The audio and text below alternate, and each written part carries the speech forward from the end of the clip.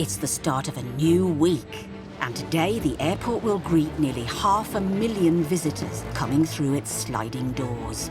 On the welcoming committee front line are Heathrow's 81 passenger experience managers. Right there, boys. Their domain is the 3 square miles of terminals as they rove around looking for passengers in need. Further down that way. Okay. You sit on your right. Okay, thank you very much. You're welcome. Last year, Terminal 2 was voted the world's top airport terminal, and in charge are legendary duo Demi and Sue, who has quite the talent for spotting passengers Who's he with? Is he with you, madam? with guns. What lovely muscles he's Thank got. you very much. Very, very nice. How many times a week to go to the gym? I'll train twice a day. Twice a day, yeah. Goodness gracious. Do you Just need to a get me out of partner? trouble. Get me out of trouble. Do you need a partner? Are you offering? Yes. Come on, girl. Come on. Come on, let's go. Come on. While Sue's getting swept off her feet, Do you know who it is? Demi's checking out someone out of this world. I think we've got a Hollywood actress over there. I've even told that Sigourney Weaver. She was in Alien, man. Alien. Could you go for Alien? I just wanted to say I'm a big fan. Alien. Control, Medic 19. Alien? I think it's Alien. Yeah. So, hi, Sigourney, I really like you. She was, yeah. OK, thanks. Don't you might not want any interruptions. But no time to grab an autograph. I've got interruptions over there, though. Thai Airways. I'm with you there. But you stay and they have to come here. I don't want to waste any more of your time. Let's see what we're going on here. Oh, dear. I literally checked in about 2 minutes before you did. If 2 minutes, and apparently got the last seat on the flight, and then he has not. Yes, that's why she has her tickets and I don't have anything. So.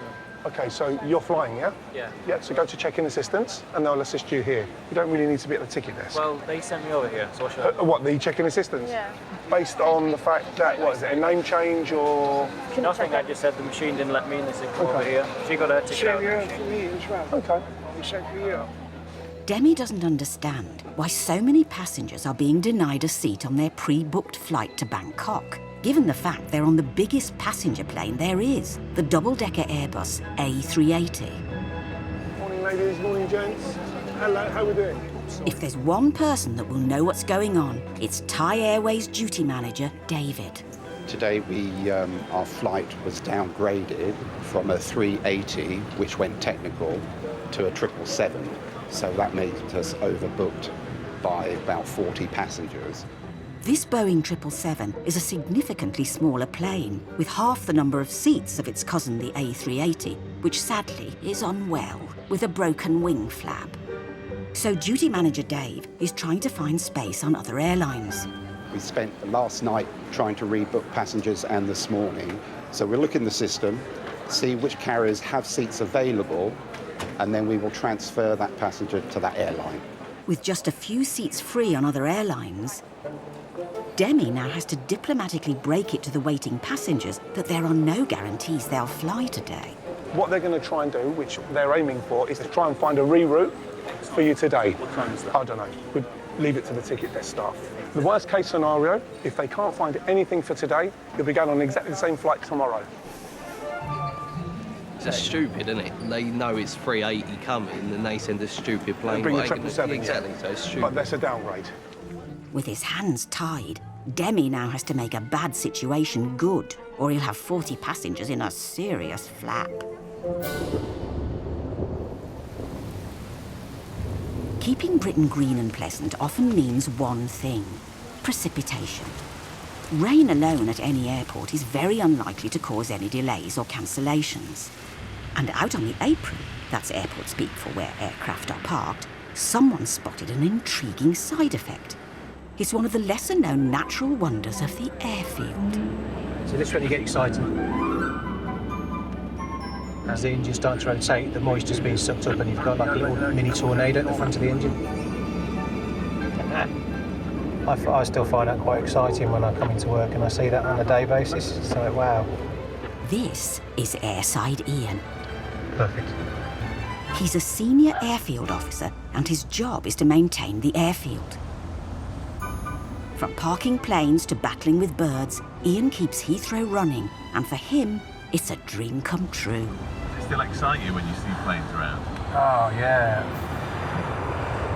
I can't believe that I come into work and I'm plane spotting every day, and I'm bird spotting. You know, I'm getting paid to do two things I like to do in my spare time, so it's great, you know.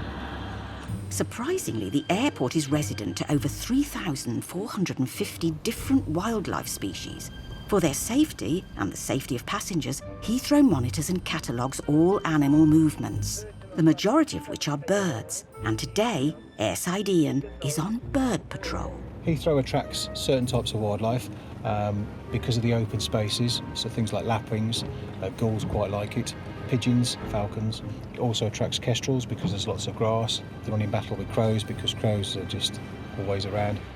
Ian's job is to identify which birds visit the airfield and where they congregate before they become a danger by flying into the engines of 300-ton aircraft. And Ian is an expert. He speaks bird. I've done a blackbird before, which annoys my wife sometimes. Because it's like a whistling, more like a... I can't do it really loud, but it's more like a... And a blackbird warning sign is more like a... I can't... Oh, I can't do it at the moment.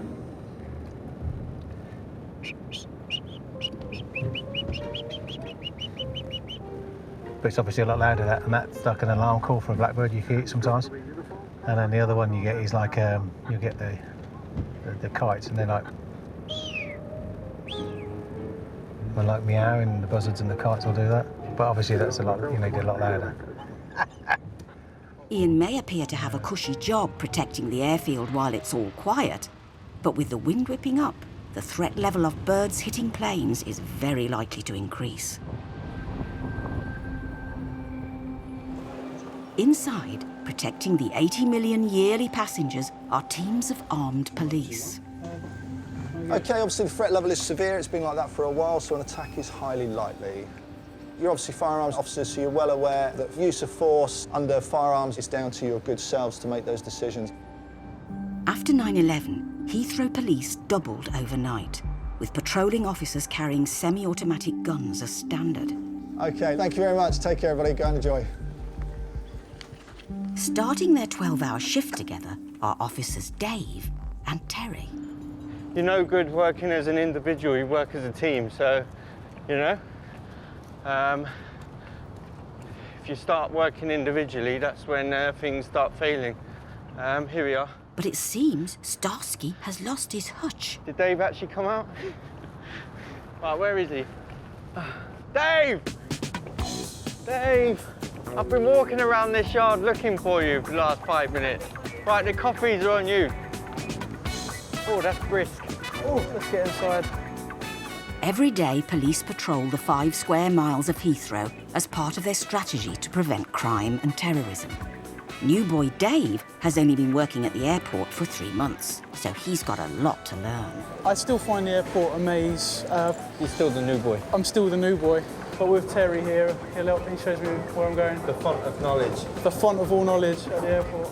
And with Terry's 2.5 years at the airport, he's more than willing to share his font. Ooh. Look how big that Great Wall of China looks in this picture. But when you actually stood on it, because I went there in October, it's not actually as big as it looks there. It's tiny. Like a philosopher. This is Brazil. Is that Brazil? They call him the Redeemer. The Redeemer, oh, OK. So it's very nice. It looks like Jesus to me. I didn't know it was Well, yeah, called but the that's Redeemer. what they call it in Brazil. Oh, OK. You learn something new every day. Yeah. But Terry's tour of the 7 wonders of the world has to be cut short. Go ahead, call up. 8 ways, RVP South. Full emergency. I'll do it. It's time to head to their blues and twos. We've got a full emergency at RVP South, where more information's coming on as we're going. RVP means rendezvous point, south of the runway. Problem unresolved. A plane's just taken off, but it's in trouble. Matt, unresolved technical problem. You sound like it's going to come back. A serious situation has occurred, and air traffic control need to halt all aircraft movements. 2 at 9. Sleepers 9, go ahead. 2 at 9, if you just hold position there, please, and contact ground again, 121.855. 121.855, holding position, 1 at 9, thanks, bye. With the full emergency, there's lots of officers that will go because we don't know what the severity of the call is yet. Whilst emergency services have been alerted, Heathrow is heading to a complete standstill. Can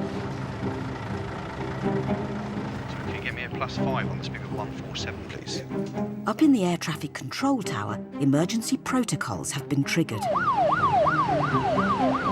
A plane bound for New York has had to turn around due to a fault with one of the engines. Returning aircraft, very heavy landing, and there's an engine warning light. Officers Terry and Dave are on their way to one of the designated emergency meeting points near the runway. Obviously, the worst case scenario being that there's a major fault with the airplane, you know, and there was a fire or something. So our role would obviously to preserve life and to assist with any scene that there would be. United 959er at Titan, turn left and hold Alpha 3. With the plane only 15 miles out, air traffic controllers sterilise the southern runway, meaning no one else can land or take off. Checker, roger, hold short. Hold short, checker. Some of Heathrow's emergency services, as well as other local fire and medical units, are in position at the mouth of the southern runway. Sarge, it's an engine fault, right? They're talking to the airplane now. One of the engines has gone down due to oil, so they've switched one engine now. Okay, so I've been designated as the cordon officer, so should there be anything dramatic that happens, yeah, I'll be responsible for deploying units. Worst case scenario, I think we all know what that is. You've got everything here on standby, ready to go. All departments of Heathrow are ready to react. Field desk, Raven. Including Airside Ian. Go right. Yeah, any more details on it? It was a returner, so it left here and it's come back again. So it's due in 4 minutes, landing 27 local standby.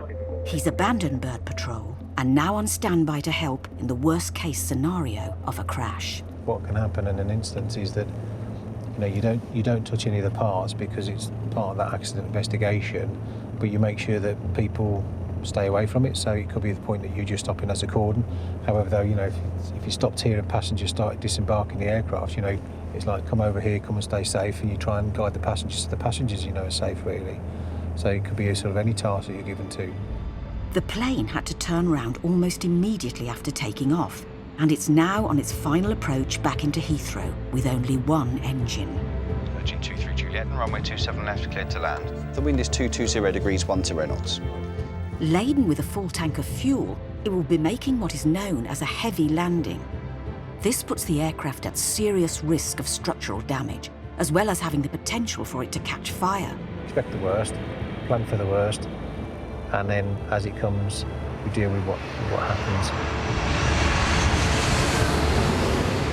The passengers will be aware of the situation. They'll be reassured by the captain on board the aircraft. But you do on occasions get nervous flyers, they start to panic on board, but the crews generally on the aircraft are all perfectly trained for that.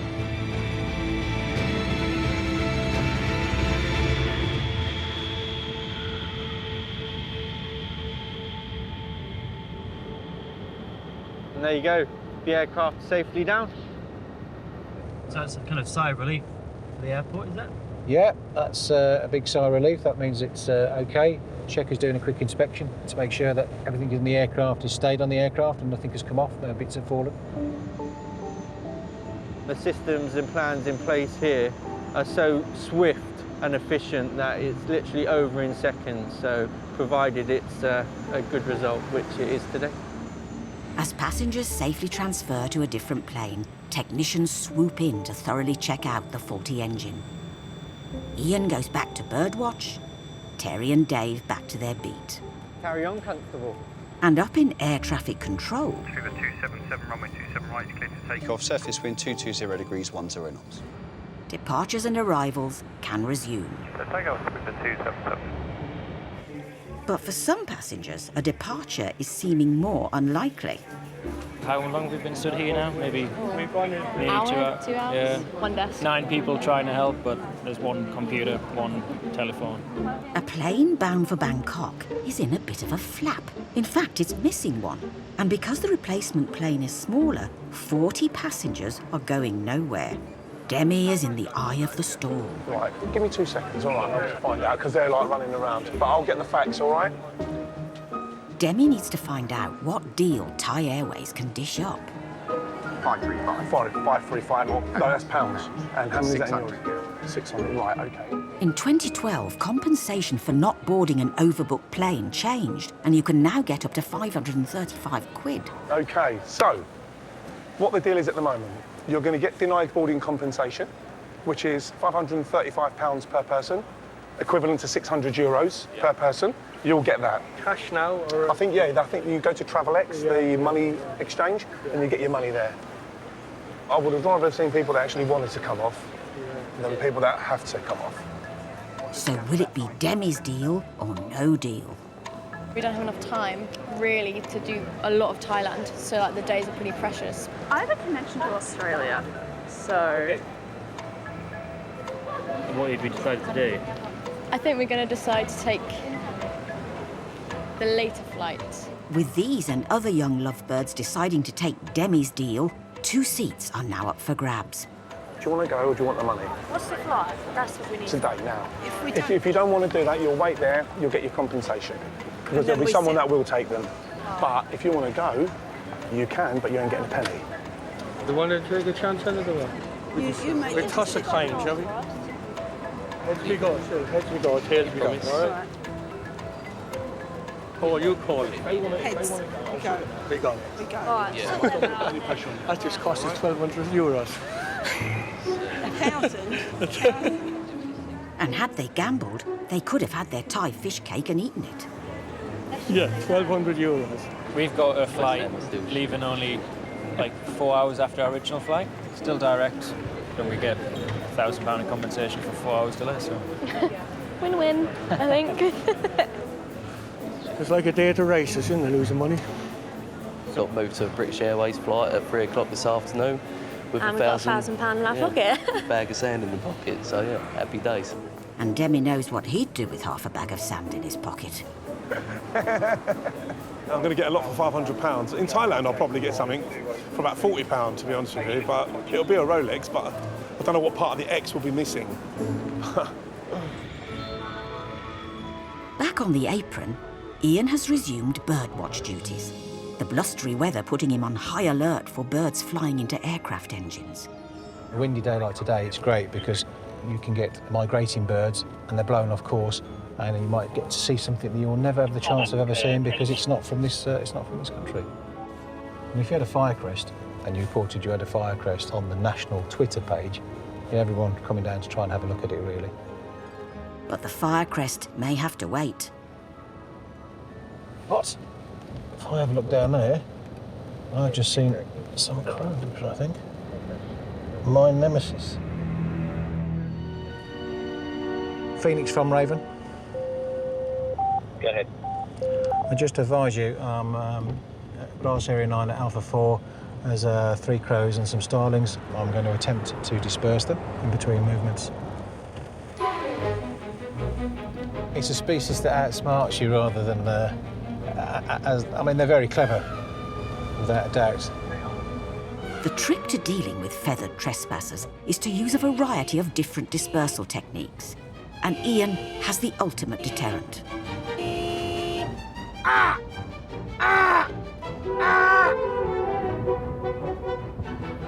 Someone like you say will answer you back, even if I will make the sound, some of them will answer you back. I always think the stubborn ones are the little juveniles. They're like teenagers, you know. It's like, yeah.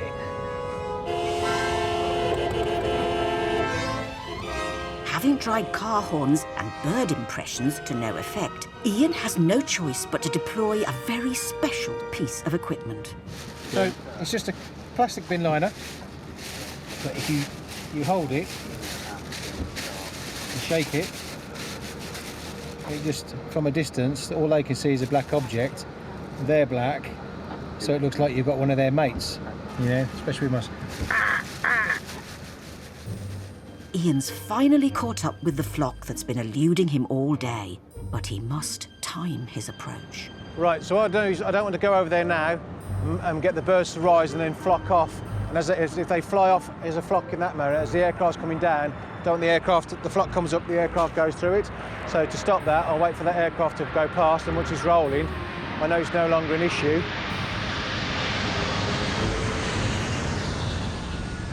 So now I can go ahead for it.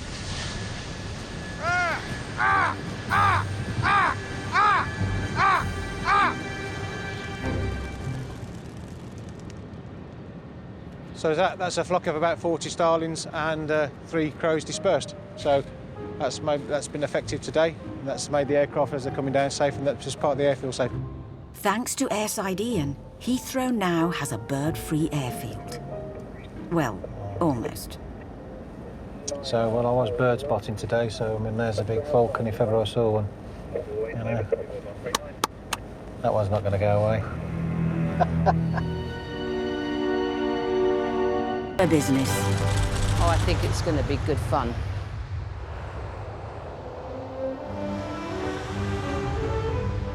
It's early Friday morning at Heathrow Airport, and the large flock of flights arriving from the US has already arrived, but 29 others are currently lining up to take off for sunnier climes. It's holiday season. Just pop in there, any of them B counters, B4 to B10, that's fine. With millions of Brits taking to the skies, all in search of some much-needed R&R. Are they going to put you in an aeroplane? They're horrible, aren't they? He's lovely, isn't he? Gorgeous. And it's not just people getting on planes who are looking forward to some rest. I've only got one more day today, and then I break up for the holidays. How long have you got? 5. How do you manage that? 5 days off. It's not what you know, it's who you know.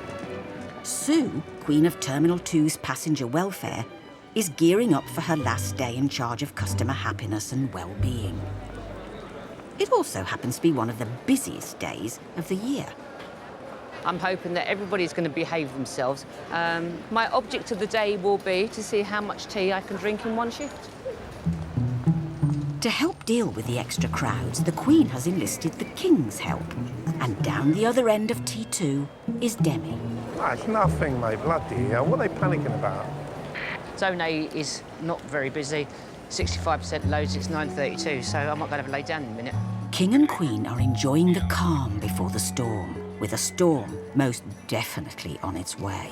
760 flights were due to take off today at Gatwick, but at gate after gate it was the same story. Planes grounded and a runway, and the only aircraft moving was a police helicopter. 40 miles south at neighbouring airport Gatwick, He's coming over your head. Over your head. reports of multiple drone sightings have led to the closure of Britain's second busiest airport.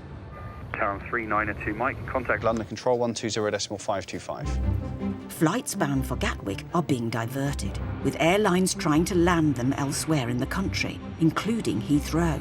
Stuart 502, contact London Control 134.125. Today, Simon is arrivals controller and in charge of integrating the new traffic into the already packed landing schedule. There's 212 stands available on the airfield, and so we could potentially park quite a few aircraft, but the logistics of trying to get all those passengers off safely may be quite challenging, so that would be the airport's decision to how many we'd accept. For Heathrow, it's not just extra planes they'll be accommodating, but thousands of pieces of luggage and cargo. On top of that, passengers from Gatwick's cancelled flights are descending on the airport. Okay, just to update you, Gatwick's late, so we're going to be getting diverted. It's going to get a little bit more hairy, probably. That's thousands of extra Gatwick passengers all heading straight to Demi and Sue to deal with. Oh, I think it's going to be good fun. While hordes of holidaymakers turn up at the airport to fly out of the UK, those flying in on diverted Gatwick flights are heading to immigration, which takes around a 10-minute walk. Please make sure, ladies and gentlemen, if you do not have your glasses on in your photograph, then remove any glasses you're wearing. You then have to clear passport control. Thank you very much. Bye-bye. Bye. Thank you. You're very welcome. If there's any doubt about the authenticity of your entry documents, Your identity card. Yes, Not very good. You may then come face to face with Border Force Bob. We travel many years here. Okay. I'm mainly immigration trained, so I'm a forgery officer. Every different country has their own set of security features. We need to learn the most important ones. And we also need to look at people, because the biggest problem we have is imposters. Thank you. Sierra 2 Fit, go ahead. Can you come to the watch house for the details of a medical emergency, please? But Border Force Bob won't be providing any first aid. He's there on official business. If a passenger is unwell and has to be removed from the airport, because they're actually airside, we have to check their document, make sure that everything's right. So we have to take everything with us so we can deal with the passenger away from the immigration control. If the passenger can't get to the border, then the border will be brought to them. Luckily, we're only going to go to 226, so it isn't too far away. Terminal 2 is the smallest of the 4 terminals at Heathrow, measuring at a mere 40,000 square metres. That's the equivalent of 205 tennis courts. I've been here since the day it started. In actual fact, I was one of the people who worked on fitting out this building for Border Force to use. Bob helped open this terminal in 2014. Oh, this isn't the right area. I need to be upstairs. All this is a pain in the arse. Sorry. But even he occasionally loses his bearings. We should be upstairs. This should be up another level. Oh, come on, Bob. Think, think, think. 15 minutes later, Bob finally reaches the gate. Hello, Chuck. What we got? The paramedic is already on site, but what the poorly passenger may actually need is a strong cup of coffee. Right, we do have an intoxicated passenger who's refusing to leave the flight. So the police are coming en route. Okay. He does have an ID card, so he's a European. This flight arriving from Oslo was due to return there 45 minutes ago. But with the passenger refusing to leave, no one can board the plane until the police arrive. It's amazing how much the impact is and how quick it is when you've got an airport like Heathrow that's 98% full with the number of aircraft that it deals with. This aircraft has already probably missed its departure slot. So the whole flight could end up being cancelled just because one person has had too much to drink. I think the rule is 10% of the passengers cause 90% of the problem. Thank you very much. While everyone waits, cabin crew provide Bob with the documents he needs. All the features I would expect to see on a passport from his country is there, so I'm happy that that passport is as it was issued. I haven't been able to see the passenger and I need to do that as well to confirm everything. Police are there, they'll deal with him. They'll let us know what they want to do with him. Being drunk on a plane is a criminal offence, so whilst other passengers face delays, this passenger could be facing a sentence of up to 2 years. Yeah, hi, is that control? Yeah, our passenger is intoxicated and now refuses to leave the aircraft.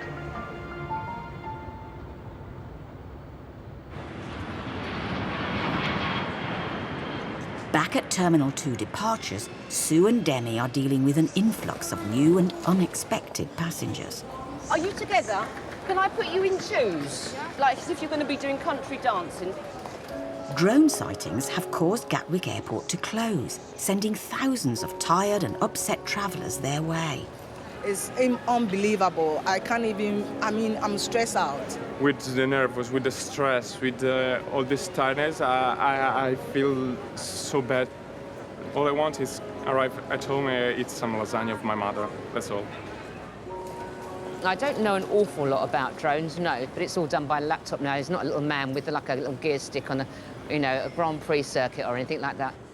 Sadly for Sue, she can't guide her passengers via laptop, so today she's brought in her cavalry of volunteers. Good afternoon, everyone. I feel like the school teacher. Hello, how are you all? These keen beans are brought in to help on busy days like this, but the drone has made it even worse. When it's as busy as this, the object of the day is to keep people moving. give the information, and then kind of move on. Thank you, guys. Have a lovely day. Take care. Down the other end of T2, Sue's partner in crime, Demi, is up to his neck in passengers. Who's booked onto the Istanbul flight later? Who has a confirmed booking? 200 of them have been redirected to Heathrow after their flight from Gatwick to Istanbul was cancelled. What are you going to do? You're just going to get them booked onto a next flight or check them in? Yeah, check them in. You're going to check them in? So you booked on it? We're already booked on it. We're all tagged So in what, everything, so... you don't need to be here then? No, take the old tags off. Yeah. If one of you just goes to speak to a member of the staff They here... told us to come here. To do what, though? I don't know. That's why we're all just confused. Some Gatwick passengers have managed to bag the last seats on an existing Heathrow flight to Istanbul. Others are on standby, with several now facing a wait of up to 4 days before the next available flight. They took the money, they paid the money, they took the consideration. I don't think they were expecting what was to happen at Gatwick today. No, I know. This is I don't but think that's you the need to have reason. alternative way. Bad news is there's no flights available. They're 19 overbooked tonight, so they're 20 over, plus those another 20 on the wait list. So the chances are they won't be getting on. What's going on? They're totally messed up. This is their duty to provide us the alternative journey. They failed to do this. This is the situation.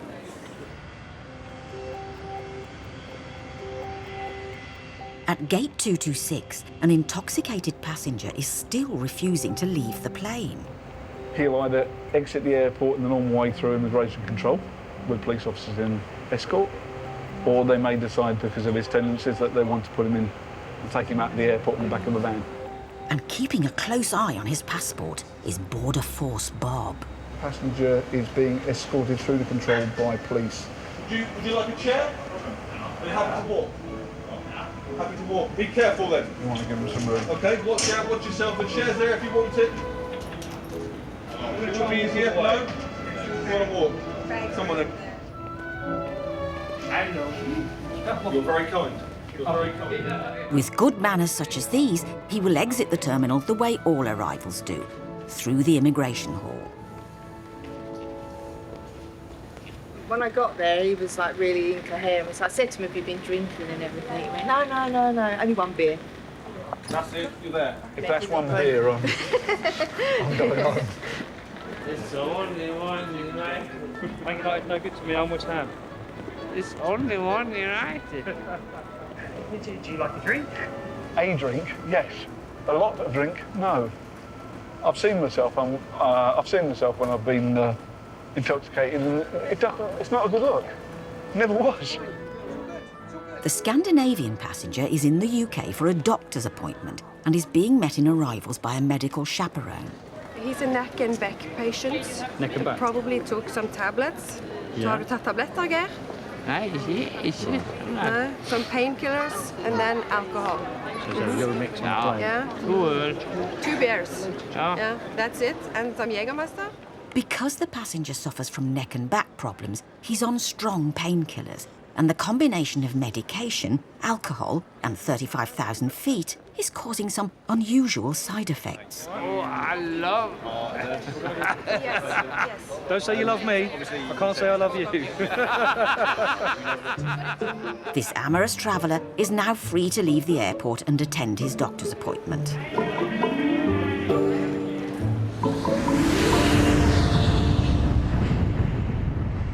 Like the passengers that have to pass through immigration, all items arriving at Heathrow, either via airmail or cargo shipments, are under scrutiny.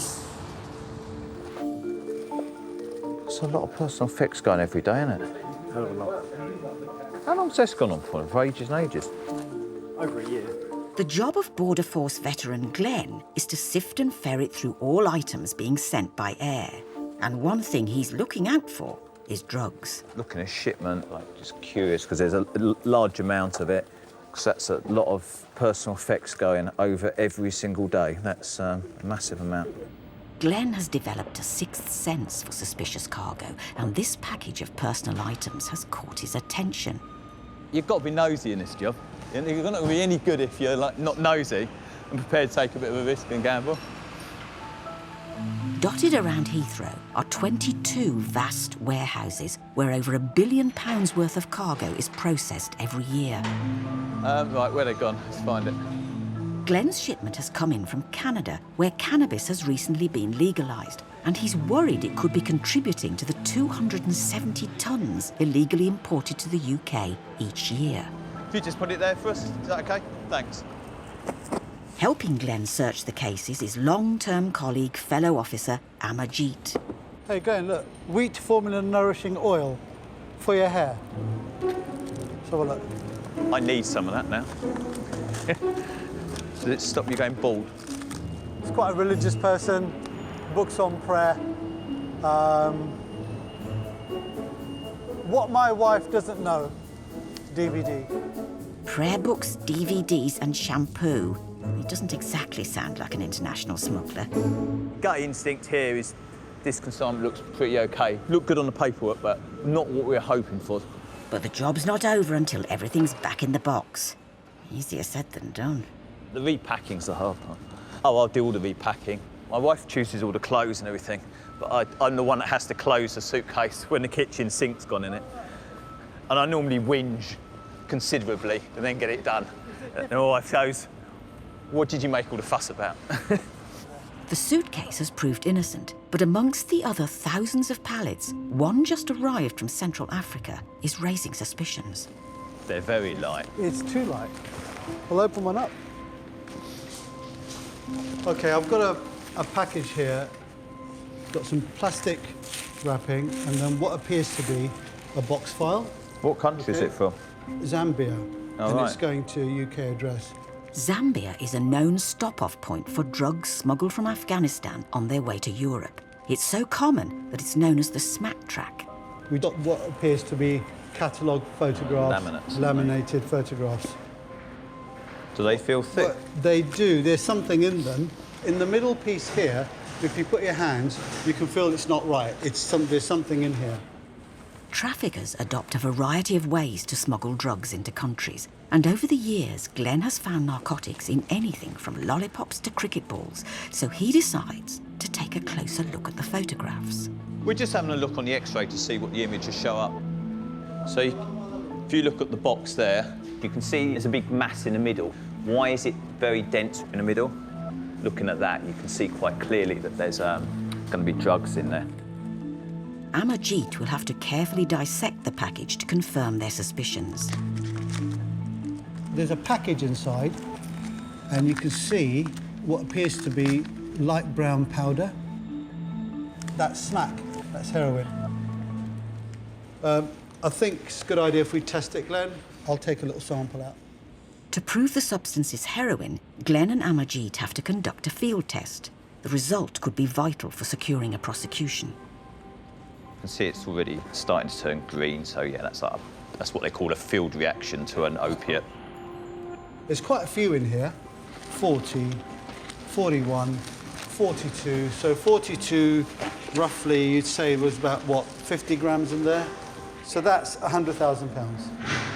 It's a good feeling when you find it's and stop someone. So that's affecting someone's life somewhere, and we might have stopped that.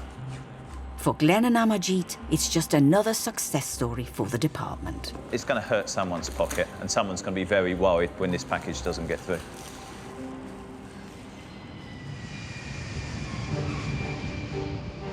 A mile down the road from Heathrow's cargo warehouses is Terminal 2, and Demi is dealing with hundreds of passengers from drone-closed Gatwick who are trying to get to Istanbul.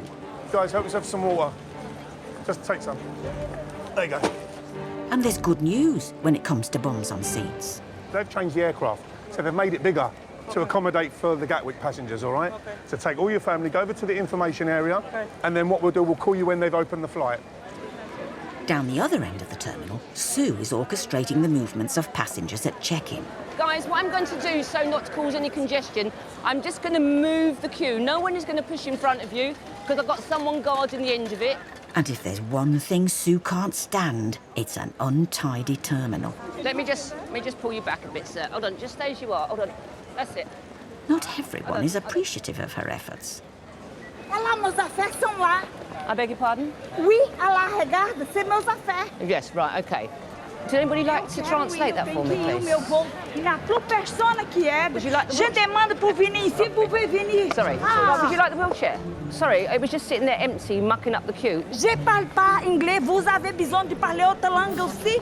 Parlez avec moi, en français ou portugais. Okay, so Pourquoi vous parlez pas? Comment que vous allez là chercher ma chaise? Quel respect!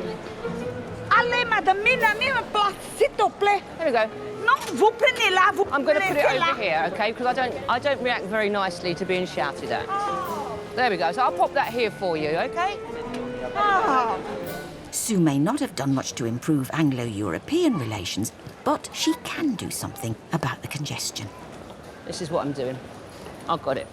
Can I move your trolley down this side here? No, it's not your fault. It's just that we've got mayhem everywhere, sir. And that's not your fault, obviously. To prevent delays and ensure these passengers make their flight, Sue constructs a route with more twists and turns than Spaghetti Junction. We are going to put this queue in this queue maze, and then we're going to feed them across to here. I'm just trying to uncongest the terminal. We're just splitting up to make it more pleasurable for other passengers, sir. Nice and vocal, sweetheart, nice and vocal. Just follow it round, madam, until you come to the end of it. No, right. No, this way. That way. Keep going. You have to get in there. You have to be a little bit brutal. You know, to have them, no, do this, do that, do this. Okay, all right, I'll move you. Don't worry, move you. Rather than block the whole airport up, there is always a method in the madness. So sometimes it looks awful, you know, it looks like mass disruption, but it isn't.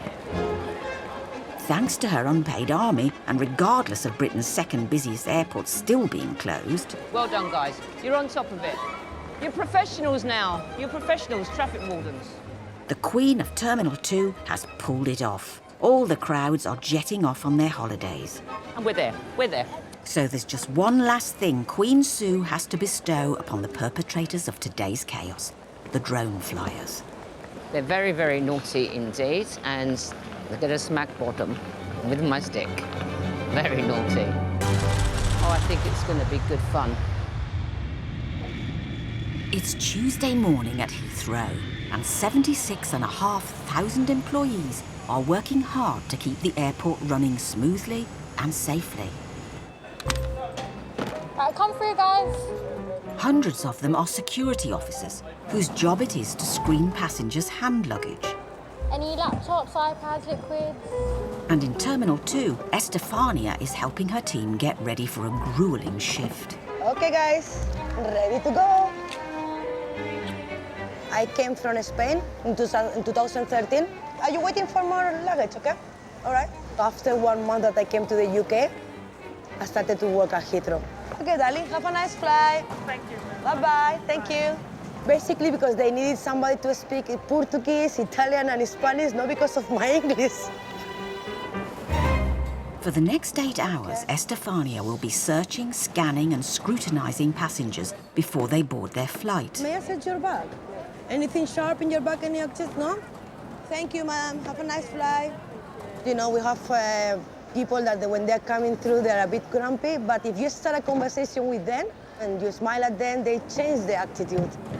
So where are you going today, sir? To Portugal. Are you from there? Yeah, I live there. I'm from Spain, so we are neighbors, so yeah, less or more. Less or more. There are less or more up to 25,000 pieces of hand luggage passing through this terminal on any given day. All right, sir, this is not allowed? No, because they're blades.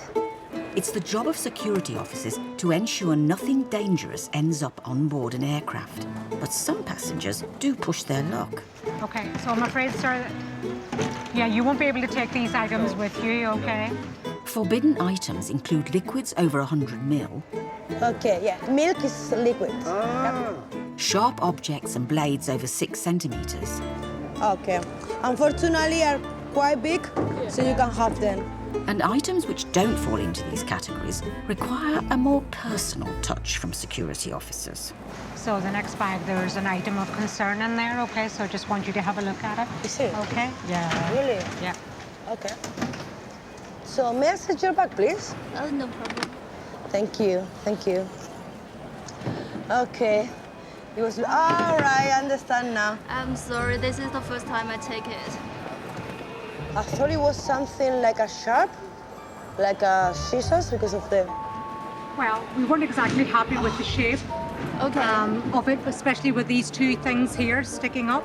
But now you can see exactly what that is. Yes, so this is for the facial massaging. Yeah. Okay, to do a massage. Yes. Oh, wow. It looks really, in the screen, it looks a little bit different, don't you? Thank you, ma'am. Have a nice flight. Thank you. On the screen, I thought it was a really like a sharp object, like a something sharp. After when I saw, I thought about other things, don't you? Yeah, exactly. I thought exactly Were the we same. thinking the same thing? You're disgusting. You're not.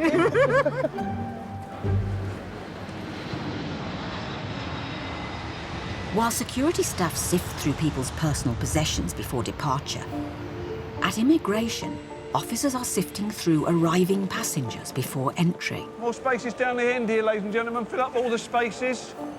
Remember, it doesn't matter which queue you join, that will automatically be the slowest one. Okay, no worries. Next, please. Every year, over 2 million visas are issued by the UK, and Border Force Bob, with his team, question all arrivals to determine whether their reasons for visiting are legit.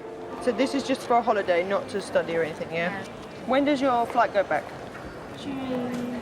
Okay, so that's a lot longer than a few weeks. People are not very good liars. They might think they are, but they're not. I've never had anybody that have been able to keep a lie going for maybe more than about 10 minutes. Ask them the wrong question again. Oh, you said you were coming to see your sister. Oh, no, it wasn't your sister. Who was it? And then all of a sudden they've lost their thread. An increase of passengers arriving with either incorrect or no travel documents at all has led to Border Force targeting certain flights, including this one just come in from Germany. Passports or ID cards, please, ready for presentation. Concentrate more on the back end of the flight, so you've got absolutely voted at the front. Yeah. To catch passengers off guard, officers meet travellers as they step off the plane. Hi there. Where did you start your journey today? In Frankfurt. How long are you coming to the UK for? Just a couple of days. Thank you very much, sir. Hugh, do a double check for me on face, please. Next, please, sir. How long are you here for? 5th month. What's the purpose of your visit? Circus workshops. Sorry? Circus workshops. Say that. Can I have a look at this? This passenger has arrived on a connecting flight from Panama and is hoping to study in the UK. Aerial circus school. Yeah. Did you perform in the circus back in Panama? Yes. Panamanians are allowed to study in the UK for up to 6 months, but any longer requires a visa, and this passenger doesn't have one. He's coming to a circus training course. No visa. I haven't seen the passport yet, but he's got classes, workshops. Is it just a school, or are you going to be working as well? School. Just school. You don't get paid for any performances or anything? You're not going to get paid? You might want to walk her back to the control 81, sit her down, Can I see what the watch us want to do with it. Yeah? Come with us. Okay. Anyone coming to study in the UK from outside of the EU is subject to further checks, and Border Force will have to take a closer look at her circumstances before deciding whether she can come in and join the circus. Basically, now what we're going to have to do is to check what exactly it is she's doing, how long is her total time in the UK. All these things have to be considered. At the present moment, I really couldn't say because we just don't have enough information to make a final decision.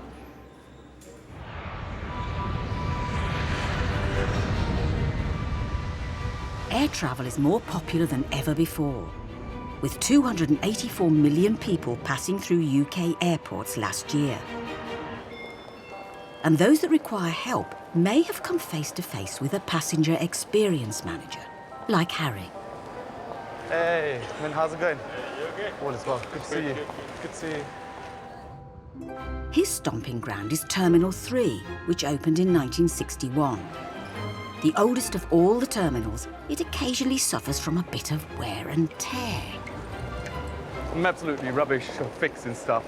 But breaking stuff, trust me, I'm not even allowed in the kitchen. Whenever I go in the kitchen, something breaks. Have you fixed the toilet in your house? A plumber? So there's a trick of the trade. Loads and loads of tissue in the bucket. No more splashing. And this is probably another reason why Terminal 2 get all the awards. Harry's plumbing skills might not be up to scratch, Break, Oscar 4 from Oscar 3.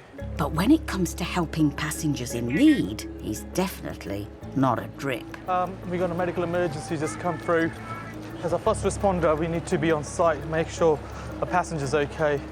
Mind your back, please, guys. Sorry, to the left. A passenger on a flight from Dubai has taken ill and is due to land in 10 minutes.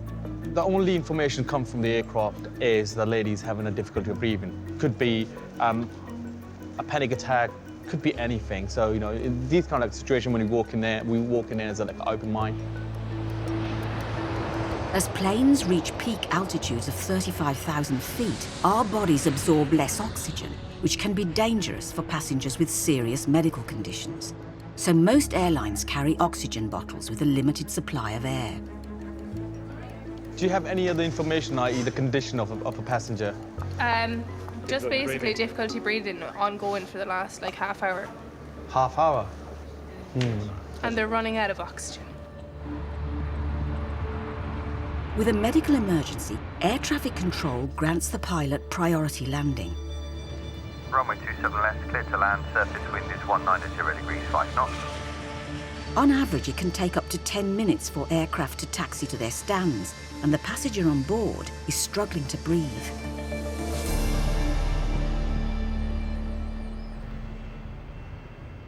We've been asked to tender a medical emergency at stand 307 due to a passenger who's having a difficulty in breathing. So we're going to go in and support with the medical team, see what we can do for this passenger. Paramedics have taken a fresh supply of oxygen on board and are assessing the passenger's condition. Control, please advise reference to a medical request at Terminal 3, stand 307. I can confirm on board the aircraft that patient is conscious breathing. I'm going to ask the passenger to disembark on the other side and order a wheelchair as well, yeah? As everyone prepares to help the passenger disembark, Harry looks after the patient's family. Guys, we just stay here for a bit. No problem. So just for your information as well, no problem. The paramedics do relevant checks and then they will be taken to the local hospital. Which hospital you will... Hillingdon Hospital. I'll give you all the address and everything. Heathrow's medical staff have discovered that the passenger has been suffering from a chest infection and is now showing signs of sepsis, a blood poisoning which can be fatal. Yeah, thank you. Thank you for your help. Cheers. No worries, so that's what we're here for. Very kind. Thank you, madam. Ranger 1, is it possible for yourself to bring the vehicle towards the stand on your left-hand side, please, with the ambulance service? How are you feeling now? You okay? You feeling better? It's good. It's good. There you go. Down. That's it. Okay, I'll leave this with you. Thank you so much for your help. Appreciate it. Cheers. Thank you, guys. Thank you so much. No worries. No worries. Paramedics done an absolutely brilliant job, and what I look at now, she looks in a much better condition than when she looked on board the aircraft. The passenger will now be taken to the nearest hospital for further treatment. The majority of passengers arrive into Heathrow fit and healthy. And at border control, one is particularly sprightly. This passenger from Panama seeking entry to the UK is limbering up for questioning. I can't remember ever in the last 13 years coming across a circus performer in any way, shape or form. She looks as though she's quite athletic, but I'm not an expert, so I'll reserve judgment on that. We'll just deal with her as a seeking entry to the UK and see whether or not she fulfills the conditions. This passenger is claiming she is here to study at a circus school for 6 months. But Border Force Officer Ahmed is concerned that she may have other plans. No, that's it. Don't touch anything now, okay. Elba. Thank you. And assisting him with his Spanish skills is Officer Mike. Bailarina, acróbata y contorsionista. Bueno, in the circle. Profesional. Ajá, de circo. What did she say? She's just talking about what she's going to be studying here as an acrobat, ballerina. You've got several visas to the United States. Mm-hmm. Have you been to the States before? Yes, a Cirque du Soleil. Cirque du Soleil. That's like a famous Yeah. circus. Okay. Esta es de Jennifer Lopez, que viva The Chosen. Jennifer Lopez flew her to Los Angeles for an audition for Cirque du Soleil. Mike seems mesmerised with the passenger's superstar connections, but it'll take more than a few mentions of J-Lo to impress Ahmed. Do you have any documents relevant to your stay? Tiene Any documentos? Sí, my certificate, the dance championships. Her impressive credentials are making him question whether she's really here to study. Are you planning to apply for a job in the UK? No. No? Okay. So why did you bring these documents with you? Well, it's not expected from somebody coming to study here to visit the United Kingdom to bring in all their, educational qualifications. No, yo no voy a trabajar. She's absolutely certain she's not here to work.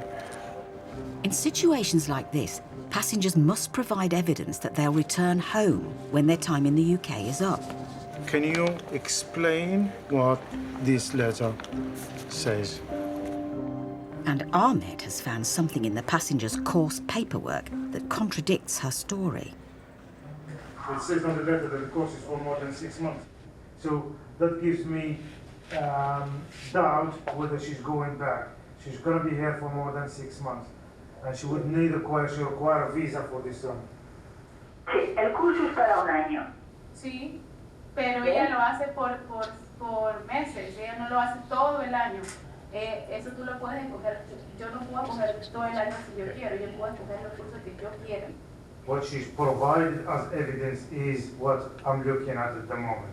We're looking at the paper. The paper there says the course is for 1 year and the enrollment is for 1 year. Still not convinced the passenger plans to stay for only 6 months, Border Force decide to contact the school in question to find out more about her enrolment. Yeah, hello there. This is the Border Force at Heathrow Terminal 2. Am I speaking to Anissa? Okie dokie. Thank you very much. Bye-bye. And the news isn't good. As far as the school's concerned, the passenger is planning on staying for a year. And despite her talent and charm, Border Force have no choice but to send her back to Panama. You get a lot of passengers that turn up. They don't intend to break the rules. They may even be the nicest person in the world, but at the end of the day, the job has rules. We have to apply those rules impartially to everybody. We can't say, oh, well, in this case, we'll just ignore it. It just doesn't happen.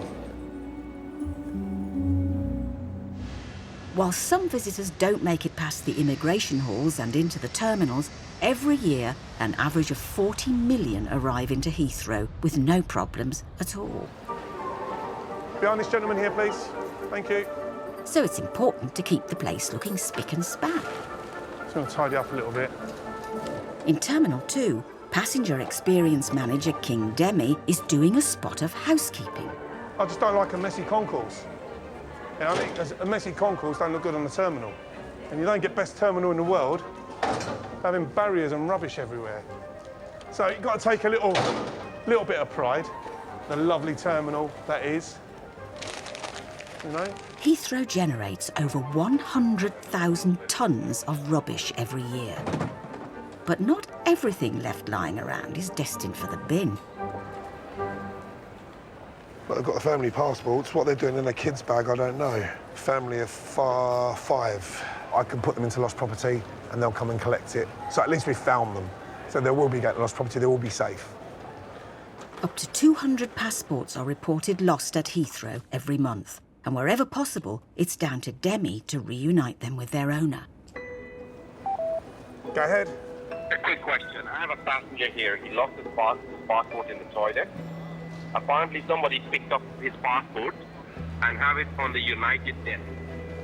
He went to the United desk and there is nobody there, and apparently there won't be no staff until tomorrow.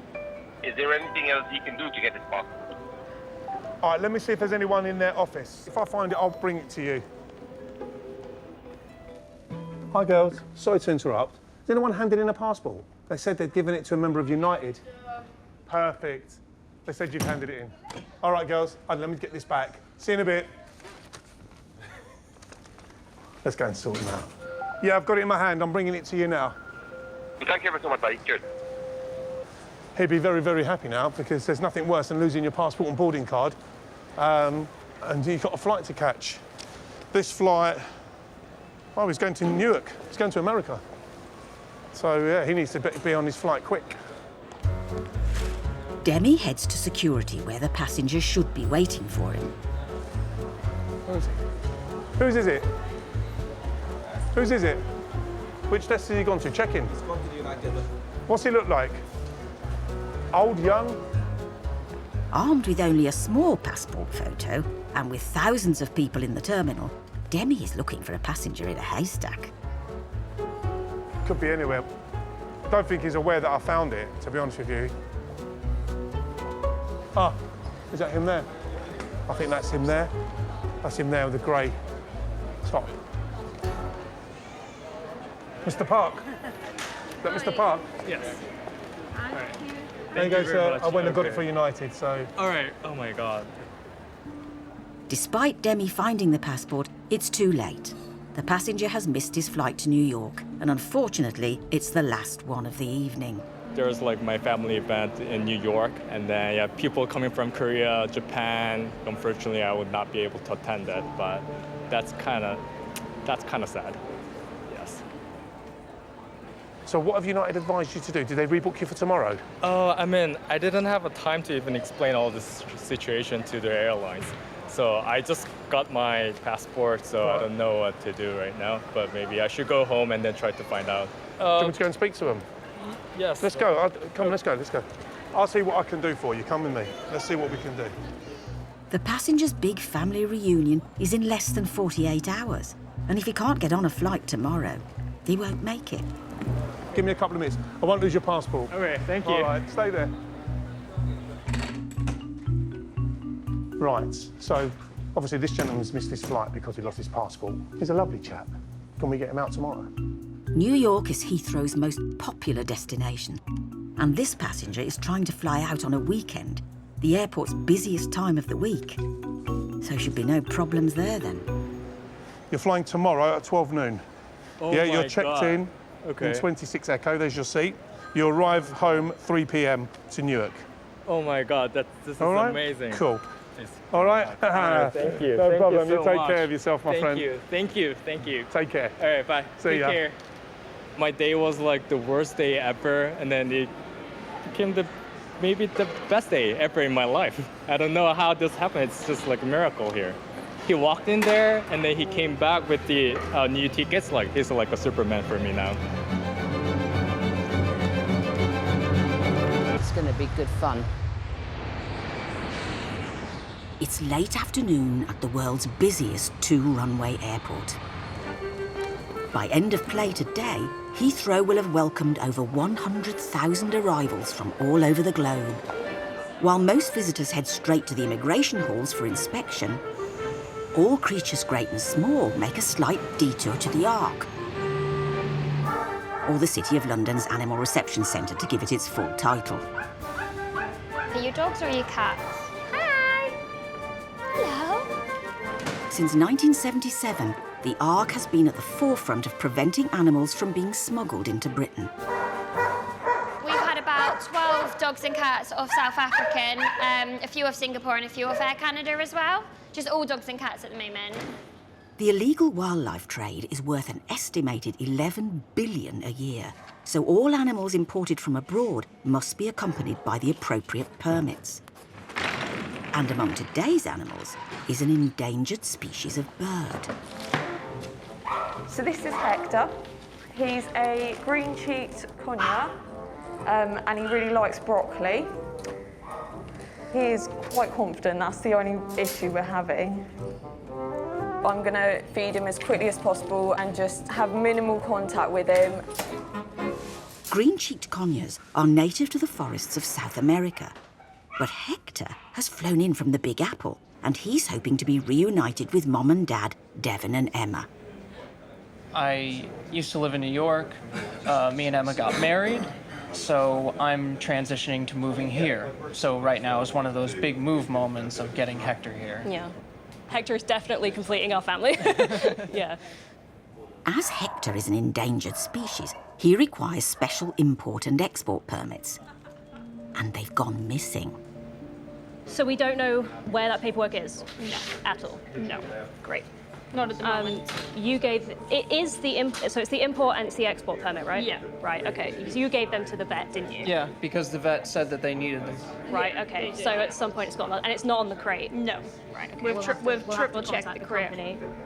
If Hector's documents don't turn up, it's back to the Bronx for him. He's not the only one who's flown in from the States today. With over 30 flights a day, 4 million passengers cross the pond every year.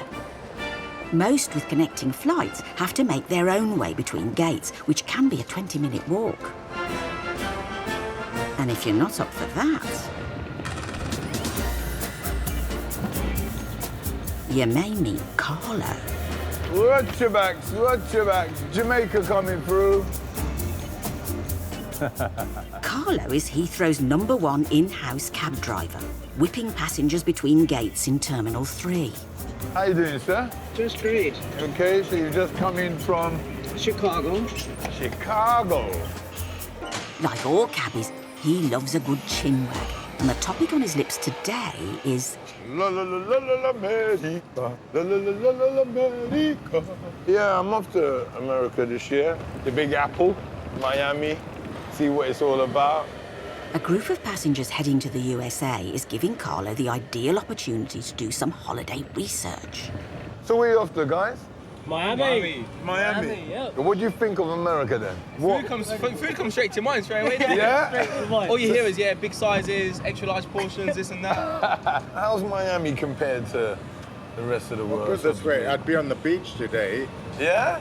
And not in this cold weather. What do you actually think of Trump himself? I think he's irascible, inconsistent, bad-tempered, and I think he's slightly off his rocker, but apart from that, everything's fine. That's all right then, isn't it? Yeah, I'm on my way to America this year. Oh, wicked. I've always wanted to go myself, to be honest. Yeah. And every time I head towards there, I end up busting a ride to the West Indies or something like that. Hey guys, you know what? Right. It was really nice flexing it with you, man, definitely. That's a pleasure, mate. Whether you're cabbing with Carlo or simply traipsing round the terminal, Heathrow is watching. It's going to be a busy one tonight, I think. Yeah. Enforcing law and order are the airport's very own Starsky and Hutch, Terry and Dave. I'm in desperate need of some caffeine now, yeah? Okay. So just pointing that fact out. So when I start getting a bit ratty, don't blame me. Receiving. Oh, here we go. Go ahead, call up. But before they can say, mine's a double espresso frappe latte, duty calls out on the apron. We're waiting for an arriving plane where there's a male wanted for an extradition warrant, and we're here to arrest him before he goes through and disappears into the terminal. The UK extradite criminal suspects to over 100 countries worldwide. And with Heathrow being the busiest international airport in Europe, this isn't a first for Terry and Dave. Is that the flight over there? It might be a... Right, we need to go upstairs. What seat is he in? Seat 23E. The passenger is wanted by police in Belgium. Once arrested, he'll be immediately sent back there. Hello, we come to get someone off the plane? But first, they need to get the door open. What's the delay? What is taking so long? Trying to evade capture, Dave. We have to surround the plane, mate. Next door, this one's not working. Oh, door's broke. Yeah. Door's broke. Okay. That's unfortunate. The door on the plane's not working, so everyone wants to get off, but no one can, get off. This is a first for me, not being ready to arrest someone, and I can't even get on the plane. The door's broke. Oh, weren't expecting that. Dear me.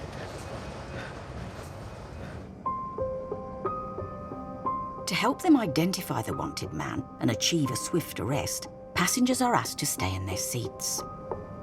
Is anyone here that's supposed to be sat in 23E? Looking out, he's moved seat. Have you got your passport there, please, sir? We've got him here. Thank you very much, Captain. Let's go. Having seized the passenger and his passport, Terry and Dave need to cross-reference it with the details on the arrest warrant. Mr. Singh, the paper we have here it says that you're wanted by Belgian police. No. All right. The one at No, don't be calling anyone. No, you won't be calling anyone just yet, okay? If you take your bag, we'll go this way. I think that's the image, mate. I think so. Just stand here for us, young man. Because the passport numbers match, don't they? The date of birth matches. Yeah.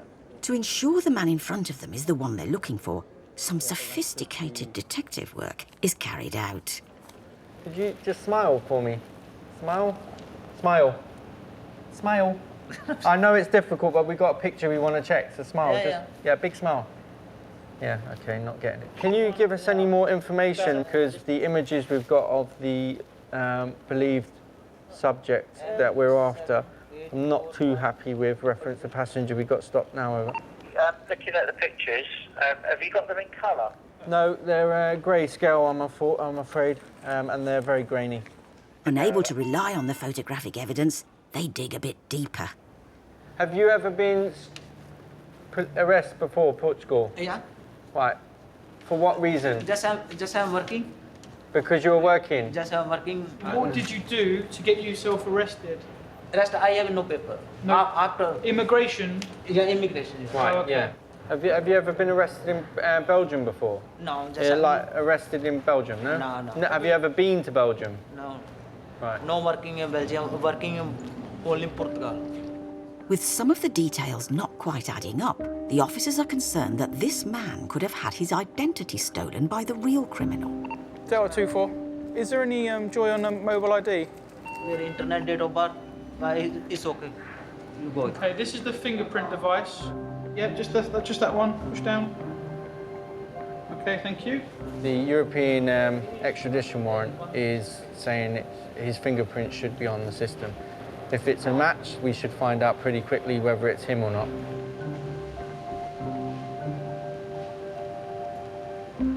No match on immigration. So I think it's, no match. It's not the person we want. Yeah. The fingerprints on here, on our paperwork, don't match the fingerprints that you've given me now. You're not under arrest, okay? We'll get you through the flight connection. We're going flight connection. Yeah, we'll show you which way you're going to go. All right. Okay, and just someone else may be using your name and your date of birth. See if you can't ever do Identity theft is extremely common in the criminal world, which can lead to innocent people being wrongly targeted. I would have been really nervous had someone accused me of being involved in any crime or wanting to extradite me to another country, so I can understand his nervousness. Mr. Singh, if you wait for this bus here, all right, this will get you fast-tracked straight to Terminal 3. It should be here any time now, all right? So thank you for your time. It's clear this passenger was not the man they were looking for, so he's free to go back home. Didn't even get my afternoon coffee. Yeah, we've only had one coffee today. Yeah, so never mind. We'll head off. Yeah. Back at the Ark, VIP Hector, that's very important parrot, is still waiting to enter the UK. She said that she has spoken to the agent that side and that they were definitely given to BA JFK. Yeah, but have you spoken to JFK to see if they're still in the office over there? Okay, no worries, thank you. Okay, thanks, bye. Their import permit, the original copy, has gone missing.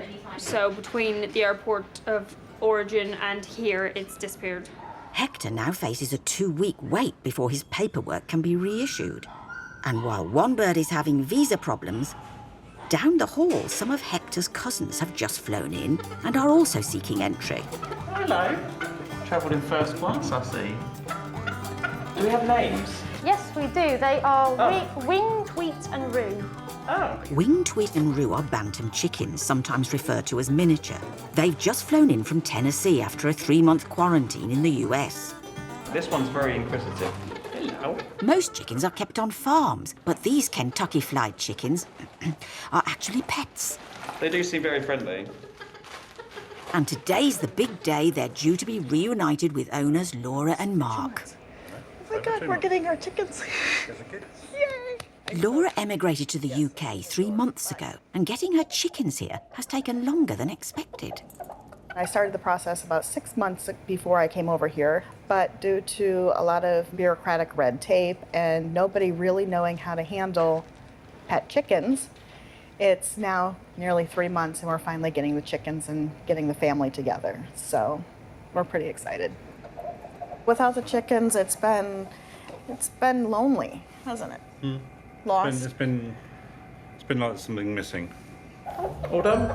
Yeah, I think so. All booked in. Okay, come on, Mark. Come on. Can I put him here? Yeah, absolutely. We'll take it with you. So they've been absolutely fine. Have they? Yeah, we've given them food and water. They've been absolutely fine. Did they lay eggs? Did you find any eggs that you saw? No, nothing. It feels wonderful. I'm going to start crying here in a minute. Hello, baby boy. Hello, big boy. Hello, big boy. Hello, baby girl. Chickens are the UK's 4th most popular pet, with their docile temperaments and cheap living costs making them the ideal domestic guests. These are my little house babies. They're house chickens? They are, yep. I have little diapers that I put on them, and they run around the house all day, and yep, and then they're in their little cage at night. Oh, they smell good. That's the other thing, too. Crazy chicken people like to smell their chickens. Doesn't that smell good? It smells like chicken. Okay. All right, guys, let's go home. Let's go see your new house. As Mark and Laura head home with their chicken takeaways, another arrival is making its way across the Atlantic. It's a weather phenomenon known as the polar vortex. The next thing we're just looking at is this little risk period here. With Britain facing its coldest night in 7 years, coming up with a plan to prevent delays and disruptions is down to a crack team at APOC, the Airport Operations Centre. And leading the charge is APOC manager Paul. So, it's quite a significant night for Heathrow. Let's make a start. Let's go out to the field then, and Sonny. So we are bringing in additional resources. There's a handover shift coming in the next hour or so. They will then man up the vehicles and be on a ready alert status to go out if need be. Thank you, everyone. In 2010, heavy snowfall brought Heathrow to a standstill, resulting in thousands of cancelled flights. Since then, they've invested £36 million in preparation for nights like this. We start planning for our snow events 5 days before. It's a real in-depth planning process that takes you right up to the 0 hour of when snow will fall. Putting APOC's plan into action are some of Heathrow's 510-strong snow team. Look, Snowball, you're just a child at heart, aren't you? I know. And taking part in his first ever snow event, It's got to be done. It's just got to be done. is Airside Ian. And he's teamed up with his boss, Senior Officer Steve. Let's get moving as quick as we can. Okay. Their job is to assess the condition of the airfield, which basically means driving around looking for snow.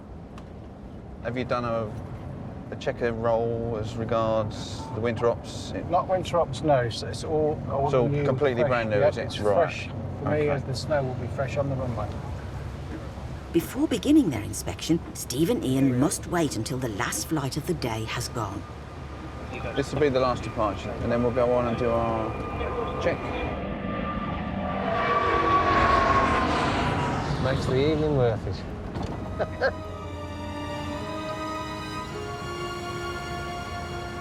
Part of the snow plan is we have the contractors coming in to physically clear the snow.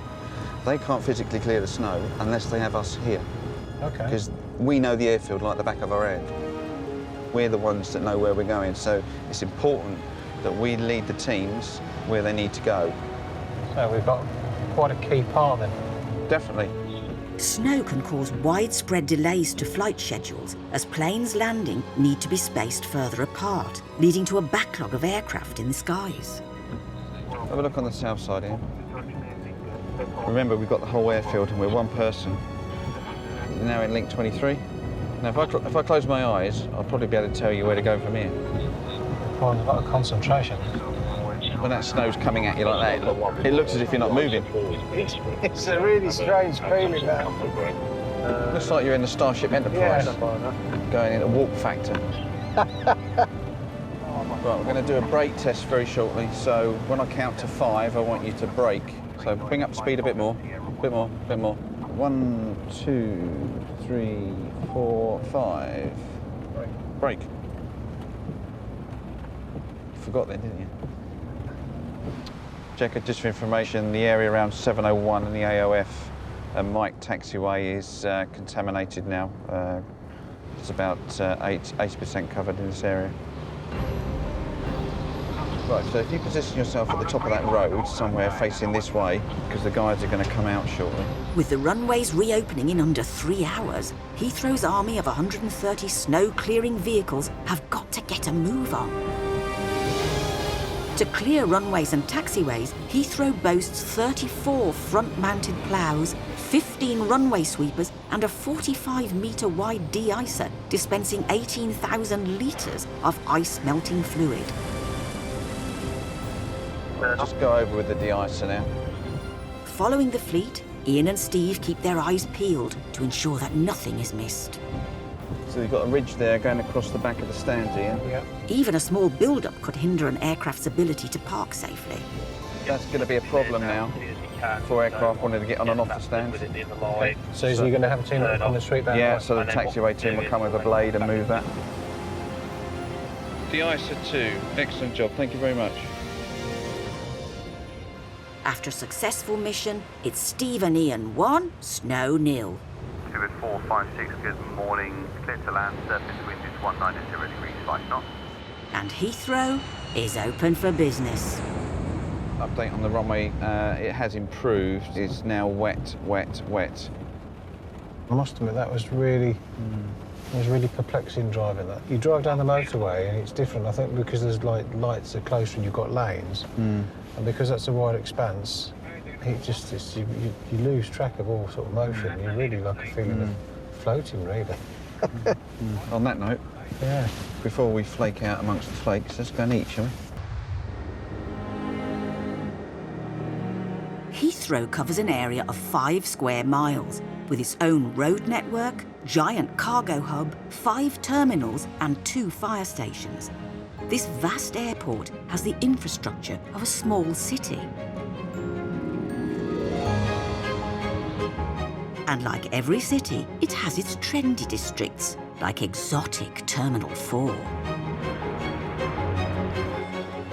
It may be the quietest of the terminals, but serving far-flung locations from the Wild West to the Far East, it attracts some of the world's most flamboyant travellers. Ask him if he can play him.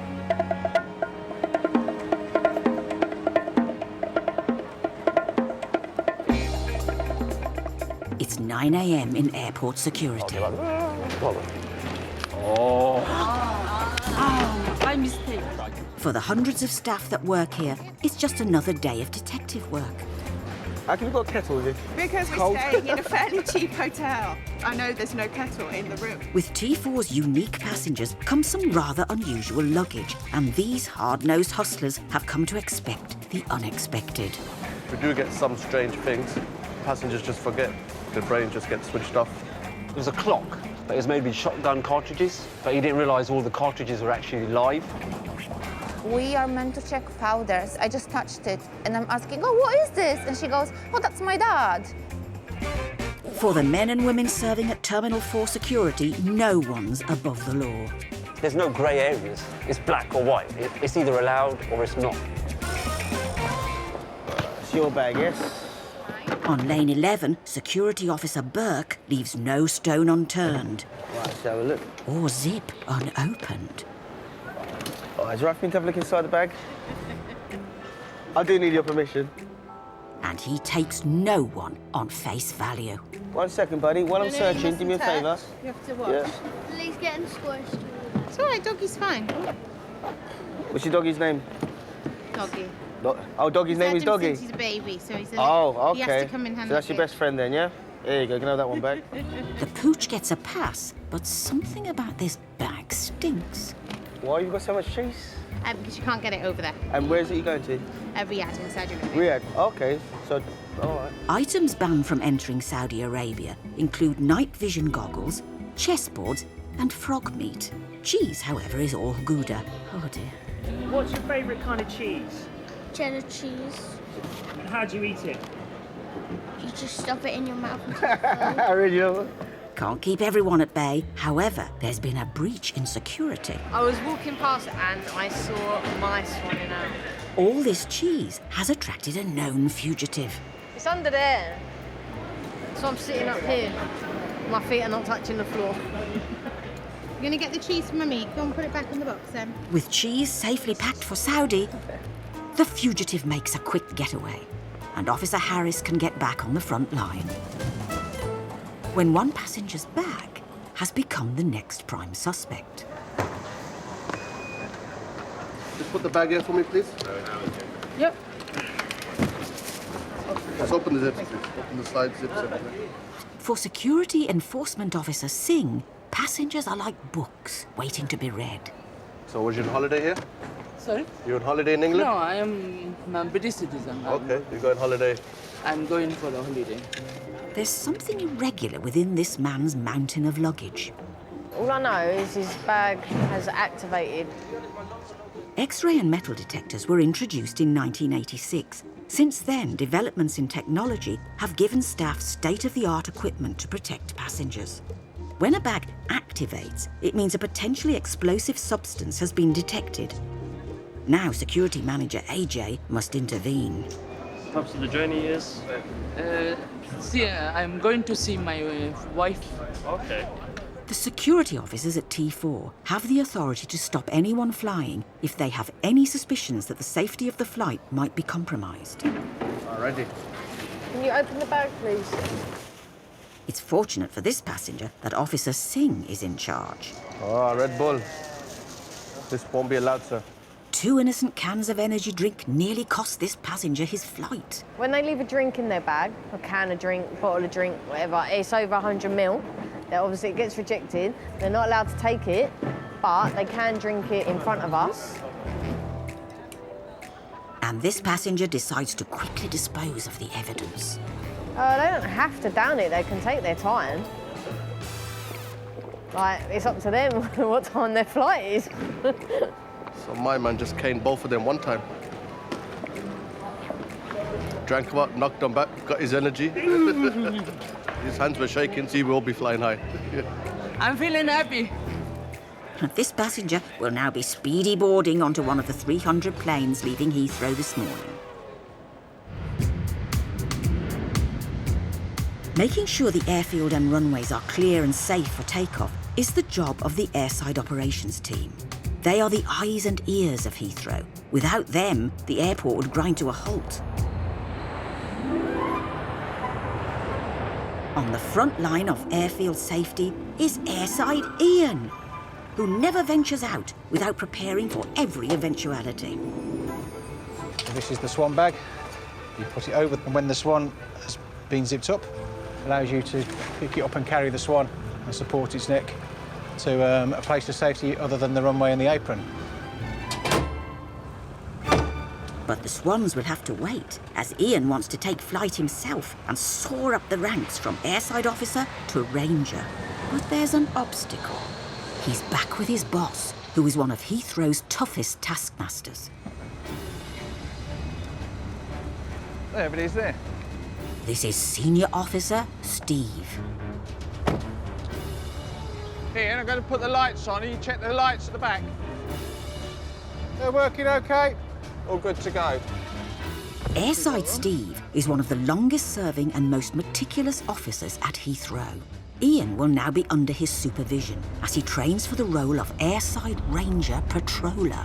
Remember, this is your airfield. You may get pulled from pillar to post at some point with different requests coming from the desk or whatever, but you need to try and, on your general patrol, is to cover as much as the airfield as you can. Being able to spot anything out of the ordinary around the airfield is a basic skill Ian needs to master. Just to your right, Ian, on the up slope of that bank, can you see that shiny bottle? Yeah. There's a clear pecking order in this job, meaning Ian's on rubbish duty. Steve can be quite strict at times, like any good mentor, but he's got my best interest at heart. You didn't see that bottle there, did you?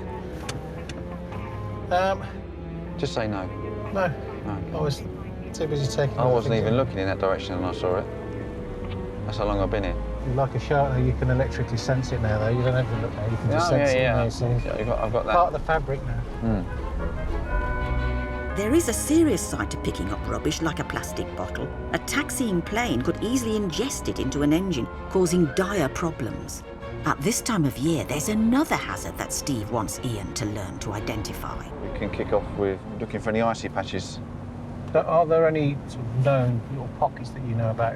There's nothing I know. It's just a case of what we see on our travels. Ice is the arch enemy of the airside officer, causing accidents, injuries and erosion to the runways and taxiways. Ian is expected to inspect the 212 plane stands and report any ice before it causes a problem. So, the discoloration of the concrete, so you've almost got light wet, is that... I don't know, check it. That's if there's a concern, get out and have a check, because it could well be ice. Might need treating.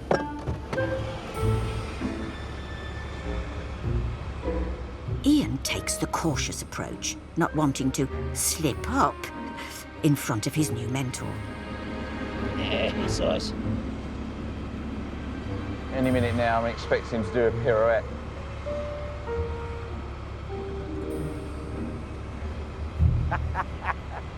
Bit of Torval and Dean, no? Okay.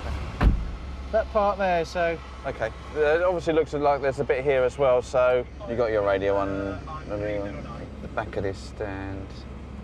Needs some anti-icing agent on it, so you need to give the apron desk a call and make them aware.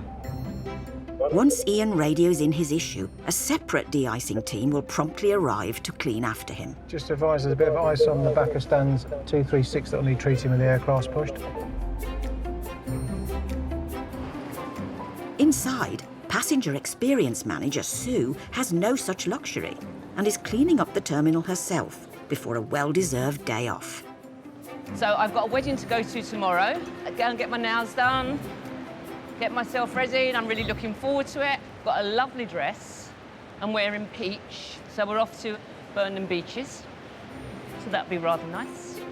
As Sue tries to keep departures obstruction-free, it's not long before she spots a big obstacle. Very big. What is that contraption on your arm? Trophy. A trophy for what? London's strongest man. Oh my God, that means there's muscles under all of these shirts, is there? Just this gentleman here? I think we ought to have a demonstration, don't you? Right then. Well, demonstration. Will London's strongest man derobe for single Sue? Listen, you're going to make an old woman very happy. Yeah, so I do get swayed towards slightly bigger built boys. But I can't strap off from the middle of Heathrow Airport. You absolutely can. No, I'm yeah. in charge. I'm not necessarily worried if they're a little bit shorter or a little bit taller. Come on, let's have a little flex. Come on. Right, just say. Oh, I say, they move by themselves. That's really, really, really good. But I do like them if they're rather wide. Wow, that is impressive. And he seemed quite nice, didn't he?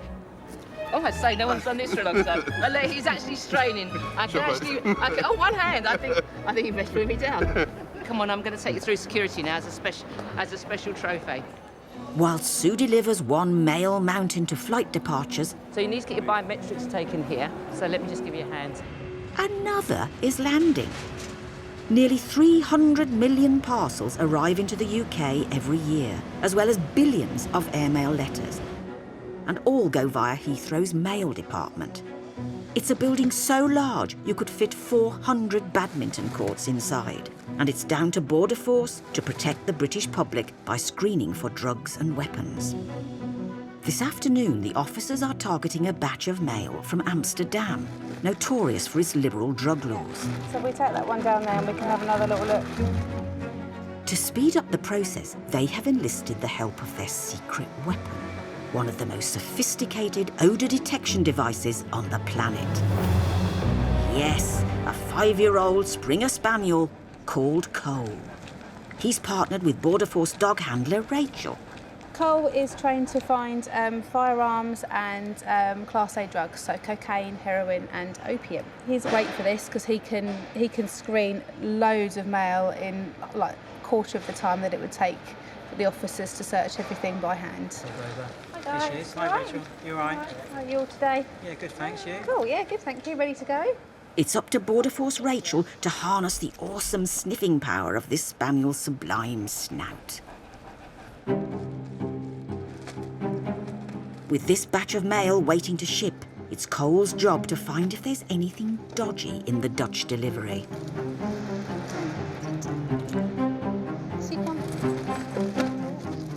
Cole's sense of smell is thousands of times stronger than a human's. For you and I, it's the equivalent of being able to taste a quarter teaspoon of sugar in an Olympic-sized swimming pool. I've trained Cole to do a passive indication, so when he's finds something, he's trained to just put his nose on whatever it is that he's found and basically freeze. His whole body stops. Cole freezes on a parcel, telling Rachel there could be something inside worth investigating.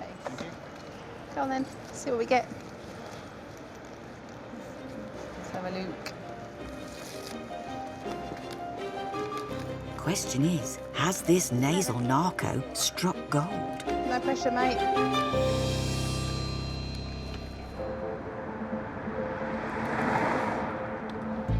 At the Heathrow mail depot, Cole's about to find out what he's sniffed out. Yeah, awesome. Good boy. Yeah, well done. Well done. We'll get it tested and you can have a reward. Looks like hope. All Border Force dogs are rewarded with a tennis ball if they uncover an item they're trained to find. The officers will test the substance, and if it's cocaine or heroin, Cole will get his ball. Still a bit worried. I don't know why they're taking so long. Got no idea. Hiya. What have we got? We've conducted a departmental field test, and it's amphetamines. Cool. 52 grams, yeah. Excellent. There's not any coke in the middle of the amphet, is there? So how come he sniffed that then, if he's not trained to find it? Well, I think looking at that, he's probably gone on the concealment. It's vacuum packed, it's foil, and it is drugs at the end of the day, so there will be similarities between the two. So, yeah. You just don't get your ball though, mate, I'm afraid. Oh, poor Cole. Today he stopped £700 worth of amphetamines hitting the streets and unearthed a potential drug dealer without even a chew of his ball. Sometimes he can sniff out the wrong thing. I always forgive him. Always forgive him. Good boy. But it's all in a day's work for this lean, mean sniffing machine. Over his 3-year career, he's uncovered over £1 million worth of Class A drugs. Look at that. Yes, you are. Good boy. As good as a Border Force dog's nose is for sniffing out trouble, Get yourself in a position where you can see the general environment. a keen pair of eyes is vital for everyone working on the airfield. And Instructor Steve is testing Ian on his visual veracity. Well, in other words, does the man need glasses? You spot something there underneath that aircraft on the left, behind us? The toilet spillage. Uh-huh. During a long-haul flight, passengers will visit the loo around 2.4 times each, producing 230 gallons of sewage, nearly the volume of a 4-person jacuzzi. On landing, this waste is removed by a specialist vehicle. Unfortunately for Ian, this plane has left a little, well, deposit on the runway. Just spilled onto the apron. As you can see, leaving a bit of a nasty mess. One, you wouldn't want to slip in it. Two, it's a biohazard. What was the in-flight meal? Oxtail soup by the look of it, isn't it, I think? Hey, this job's not all glamour, you know. Standing next to an aircraft, well, it's not glamorous today. Glamorous it is not, but a big job like this requires a big clean-up. So Ian's big boss calls it in. Time out, Ranger 1. Ranger 1, go ahead. Good afternoon. Are you aware of a toilet spillage, large inside, underneath the rear of an aircraft on 554? No, I wasn't aware, but I will mark it down and get copy over there. Thank you. Whilst Ian is left cleaning up poo, over in T2, Sue has finished tidying up. And with a wedding to attend tomorrow, thoughts turn to her own perfect man. My heartthrob is Tom Jones, which many of my colleagues know, and I am his Heathrow stalker. And spotting this musician in a flap, Sue just can't help but intervene. Hello, sir. How are you? I'm not good. I'm not good. You look very well to me, sir, I must say. Oh, what can I do? I'm okay, but my flight is missed. I missed my flight. Oh. I'm waiting a long time here, but I might pay extra money. For what? I don't know for what. It might be cheaper for you to stay in a hotel tonight, and if it's a very cheap flight in the morning. Yeah. So you're a musician, are you? Yeah, definitely a musician. Yeah. Perhaps we'll get a little tune for you. I'm going to give us a little tune in a second. Have a little strum and let us know how you get on. I haven't got any. My feel is done. You know what I'm saying? My heart is done. So yeah, if you get your ticket, you're going to play your guitar Definitely for us. I did. Okay. Definitely. Having been at Heathrow for 25 years, Sue's extensive experience might just get this musical artiste home, if he puts her advice into action. Airside Ian's knowledge is also under scrutiny, and as his first successful day as a Ranger trainee comes to an end, he's got one last way to impress his boss, Steve. I grew up, as much as I was watching aircraft with my father. As a child, we spent quite a bit of time watching natural history programmes as well. And for my sins in the past, I counted wildflowers for the Wildlife Trust. Okay. The lichen on the wall, so you've got such fantastic patterns. So you liken the lichen, do you? Yeah, liken the lichen. Yeah. In fact, Ian likens the lichen so much, he simply can't help himself. So you've got these beautiful little florets of lichen, like a little forest of flowers. Very pretty. And they're a good indicator of pollution as well. Look at the colours in it's more in the summer, but they're really bright, but it's the patination of them, you know? Just stuck on a wall as you're driving past, brightens your day on. That's it. If you're interested in botany, you've got to come out at all times, because different plants, different seasons, you know? Inside at departures, one downhearted maestro has also brightened up. Thank you, sir. Thank you. Good night. Thank you. Yeah, I got it. Let's go to disco. With ticket and guitar in hand, there's one last promise he has to fulfill before he flies. Sure. Sure. Hold on, working, love. I want to play for you special. That's You want to play for me? Yeah, that's only for you. داره چشمامو بگیره فریاد میزنه هر جا که سکوتمو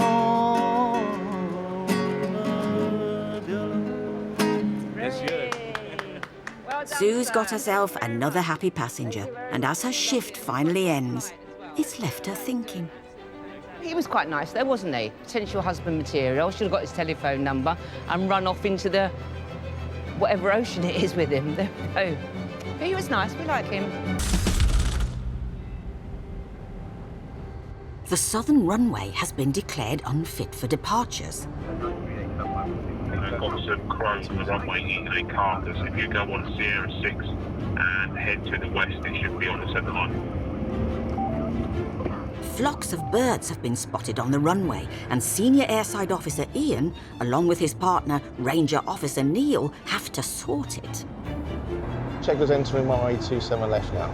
So that plane's waiting to take off, but he's not going to take off until we find out where this animal is. And a carcass attracts birds, which can cause a bird strike, potentially putting passengers' lives at risk. So all departures are suspended. Hold position and contact ground on 121.905. As soon as anything happens to disrupt the schedule here, there is going to be a knock-on effect. Most of the aircraft that depart here have to come back here on the returning flight as well. So, yeah, the knock-on delays can be throughout the whole day. With each passing minute, the backlog is ever increasing, with thousands of passengers sitting waiting to depart.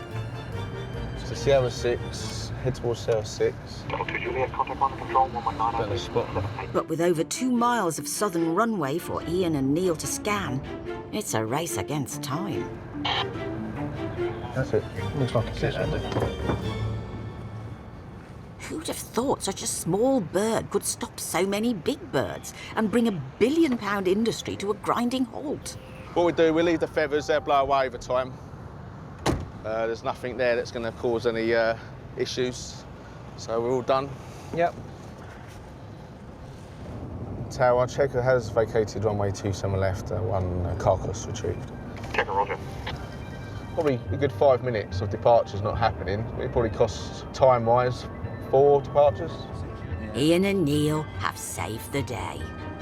Now it's down to air traffic control to try and clear the backlog of departures. Spirit 7 Tango Golf, good afternoon. You are cleared to Atlanta. Climb and maintain altitude 6,000 feet and your transponder code 1440.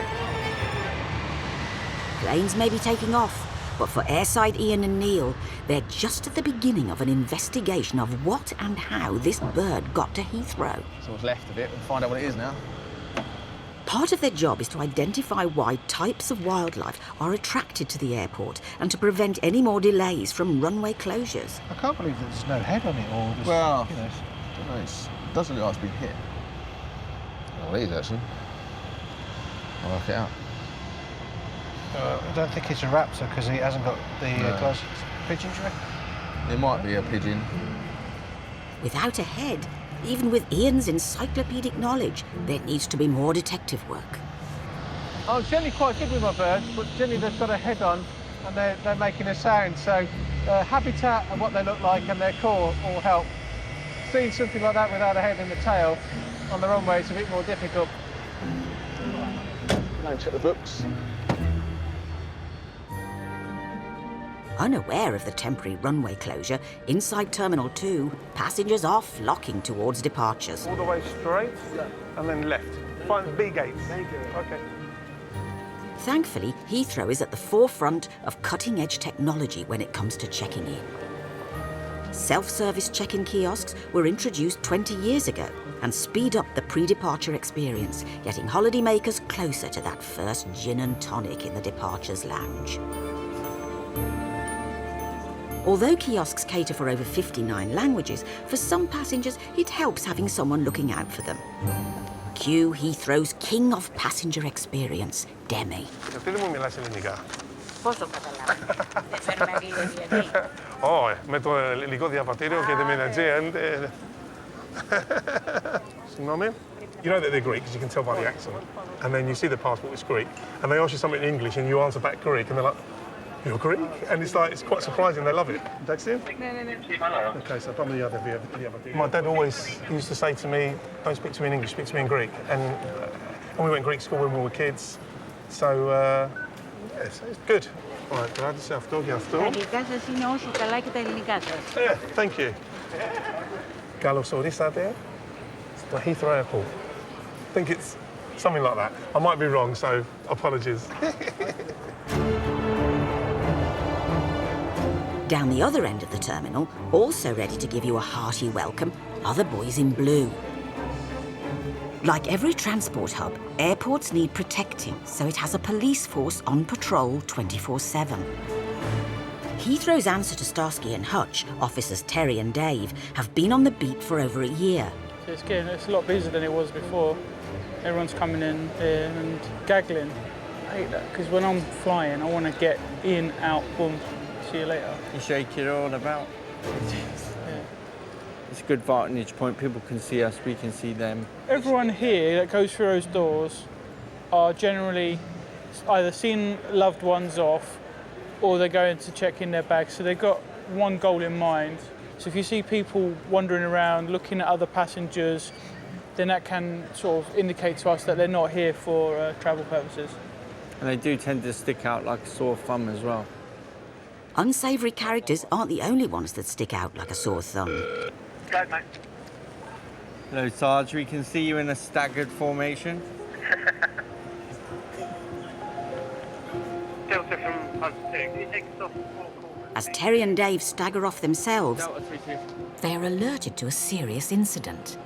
A plane is due to arrive after making an emergency stop en route. Hold position and contact ground on 121.905. On the runway, flights are back on schedule, and airside Ian and Neil are about to carry out an autopsy at the BSRP, the bird strike recording point. Well, first of all, we want to identify it and make sure it's something that's native to the UK and it's not being brought here from a different airport and maybe on departure because we've had a bird strike. I once went to an aircraft coming from Pakistan and they had a phone call to say that they had a bird strike on arrival. We got there, inspected it, it was all wrapped around the undercarriage. When we got it off, it was a big eagle with like a 6-foot wingspan. You don't get them at Heathrow. So it's just things like that, it helps us determine whether or not we should do more bird-wise. You go in as your first go at CSI Airfield Ops Heathrow. Yep. See if you can find out the cause of death. Decapitation, I think. Yeah. Death by 747. Yeah. Is it still a bird? Still a bird. Lovely. Still a bird. Trying to get you imagine if it was flight, what it would look like, and to help ascertain it, you know. When you look at the coloration like that, that looks, you know, that's muted colour for camouflage, really. And it's quite dark from the top. Yeah, I mean, it's weird. I can't work out what it is. Well, we know it's dead. Yeah. We've established that much. After verifying the bird is still a bird and no longer alive, Ian takes measurements and photos to send to a specialist bird strike company for identification. So what they want is the wings open like that, so you get the full range of the colour of the plumage underneath the wings. You then turn it the other side because you've got different markings on the top. You would normally take pictures of the beak and stuff like that, but it's the head's missing. It's not. And as the span. It's possible. Yeah. Next port of call is now bag and tag it, put in the freezer. If they're not able to identify it through the pictures, we will keep it in storage, and then we have the option then for taking the DNA or sometimes just feather samples. They look at the feathers under a microscope and they'll be able to find out what sort of species it is. Lunch now. Chicken? Yeah, bit of lunch.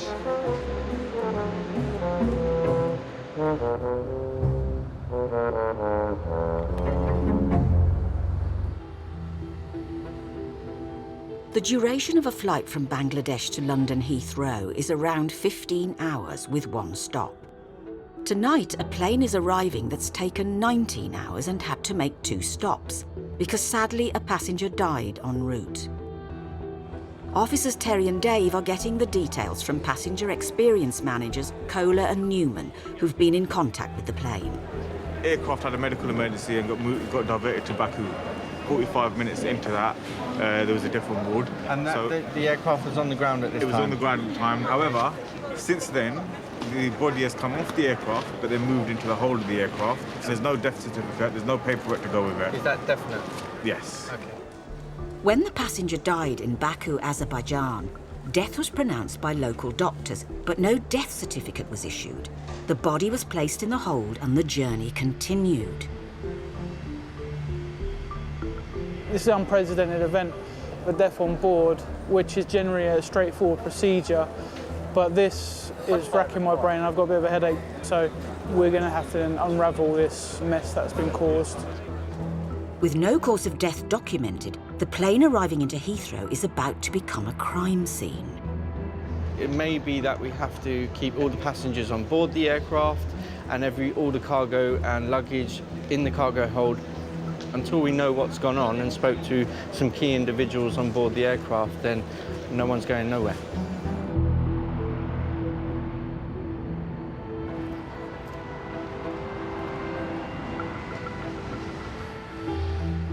A plane from Bangladesh is landing into Heathrow, and one of the passengers on board has died. Police officers Terry and Dave are on the way to the gate to get to the bottom of an unprecedented Heathrow event. You wouldn't just put something in a hole without having a manifest, like say you've got one deceased body. A dead body arriving with no death certificate. The body should have stayed in the country where the person passed away, unfortunately. It seems like certain systems have been circumvented and the body's been placed in a cargo hold. I mean, there's no way of making that more glamorous than what it is. The plane is 5 hours late in arriving, but because of the medical emergency, all 435 passengers have to remain on board until Dave and Terry can establish there's nothing suspicious about the death. so temperatures are rising. 18 hours we've been on this I understand that. So I understand people are that. feeling Yeah, sick. I understand that, but we have to treat this as a crime scene until we can prove that nothing's untoward, right? Someone's family, because I've got a sick mother there. Not being funny with you, mate. Yeah. I want this as done as quickly as possible Okay, because mate, we've got the family here. Yeah. All right, we're not going to slow this up. But take a look yourself how much people are feeling sick. I understand and that. kids. The longer we feel care about it, the slower it's going to be. I can totally relate with the individuals. Like, you know, I'll be stuck in a runway for 20 minutes and I'll start getting annoyed. You know, as soon as an aircraft lands, people start opening their seatbelts to ready to jump off to go. And that 1 or 2 minutes delay on the aircraft docking and the jetty bridge attaching to the aircraft, that could feel forever. It's going to get them really frustrated, especially if they've already been there for 19 hours. Fortunately, one of the passengers on board is a doctor who took a key role in the incident. The flight crew issued a call for a doctor, so I offered my services. The lady was 75, and the history was that she'd actually been unwell with a pneumonia in a local hospital in Sylhet. The family thought she was getting better, so it was her wish, because she's a British citizen, to come back to the UK. Whilst Terry gets as many details as possible from the doctor. You haven't pronounced life extinct though, have you, yourself? I've written a note to that effect. Dave talks to the family. So I'm sorry for your loss. Heathrow and the police haven't dealt with this sort of situation before. So it may take a little bit longer, but rest assured we will get this done as quickly as possible because we need to make sure that nothing untoward has happened. In these difficult situations, Heathrow has a group of chaplains to help distressed passengers. John is one of 8 at the airport.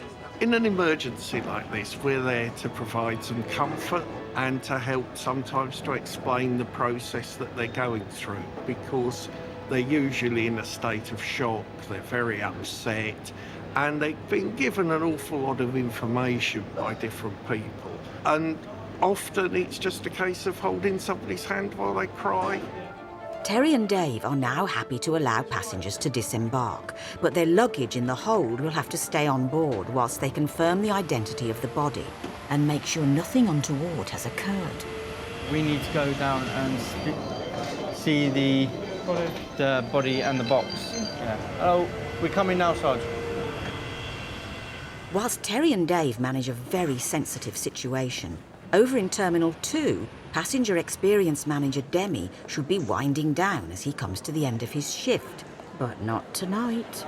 Bag tags to your right, check-in assistance to your left. If you have baggage tags, over to this side. No, where the maze is on the right. You've got to stay in this line here. Maybe behind these people you see here. In Demi's terminal, check-in should take on average only 70 seconds. So we've been waiting 45 minutes and it's so slow. Yeah, we travel quite a lot and this is the first time I've seen this amount of chaos in an airport. We normally go, 3 or 4 times a year and haven't seen it this bad.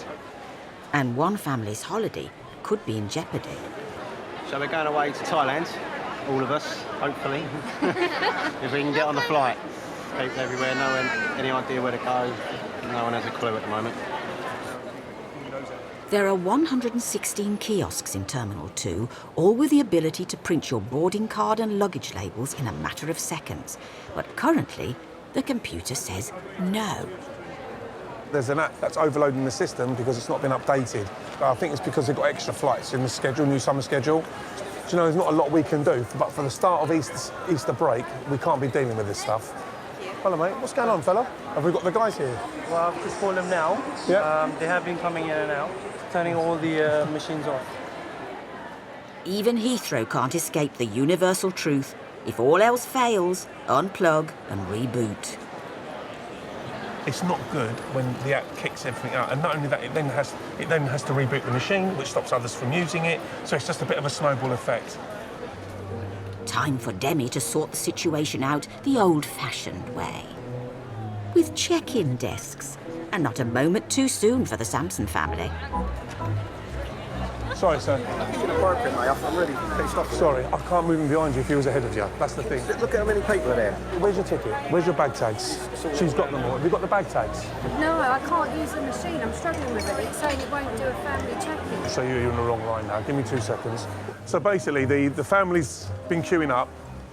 There was a gentleman in front of them who was in front, and all of a sudden his family turns up with another 6 people and another 7 bags. Obviously the gentleman's upset because obviously he's gone from going forward 2 steps to going 5 steps back. And not only that, he's tried checking in, it won't check him in. So he's been sitting in that line for nothing. I'm not going to move. I'm going to speak to Air China, see if I can help him out. Hi, buddy. Just need a bit of help, right? So we've got a family of 5 flying there. Demi knows Terminal 2 like the back of his hand. So although the kiosks are down, he knows exactly who to speak to. Do you want to come with me? Let's go. I'll take you to business class and get you checked in there, or it's first class, because you would have been coming to the back of that. Brilliant. I think that would have been it for you. Nice one, thanks. Appreciate it. That's all right. This gentleman here in the glasses will look after you, all right? Thank you. That's all right, you take care of yourself. Have a good time, all right, guys? Take care. That scenario there, he was ready to sort of like explode a little bit. He was ready to flip out. And you could just walk past and hear the conversations Mum having with Dad. It's like a typical marriage, and biting at each other, and it don't sound good. And they're going on holiday, and they've probably paid thousands of pounds. It's not a couple of £100 special offer. If I can do something about it, I'll do my best to just make it a little bit better.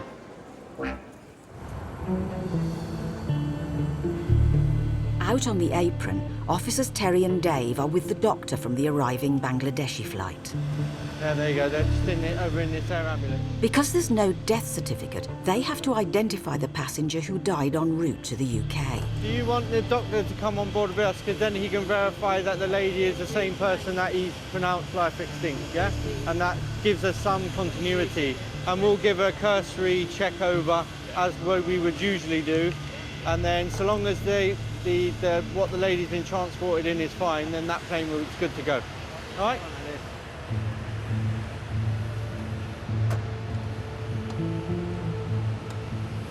That's the same lady, yeah? Same clothing and everything? Yeah. Okay. The doctor's with us. He's verified that the lady he's seeing now is the same one he saw that he pronounced as life extinct.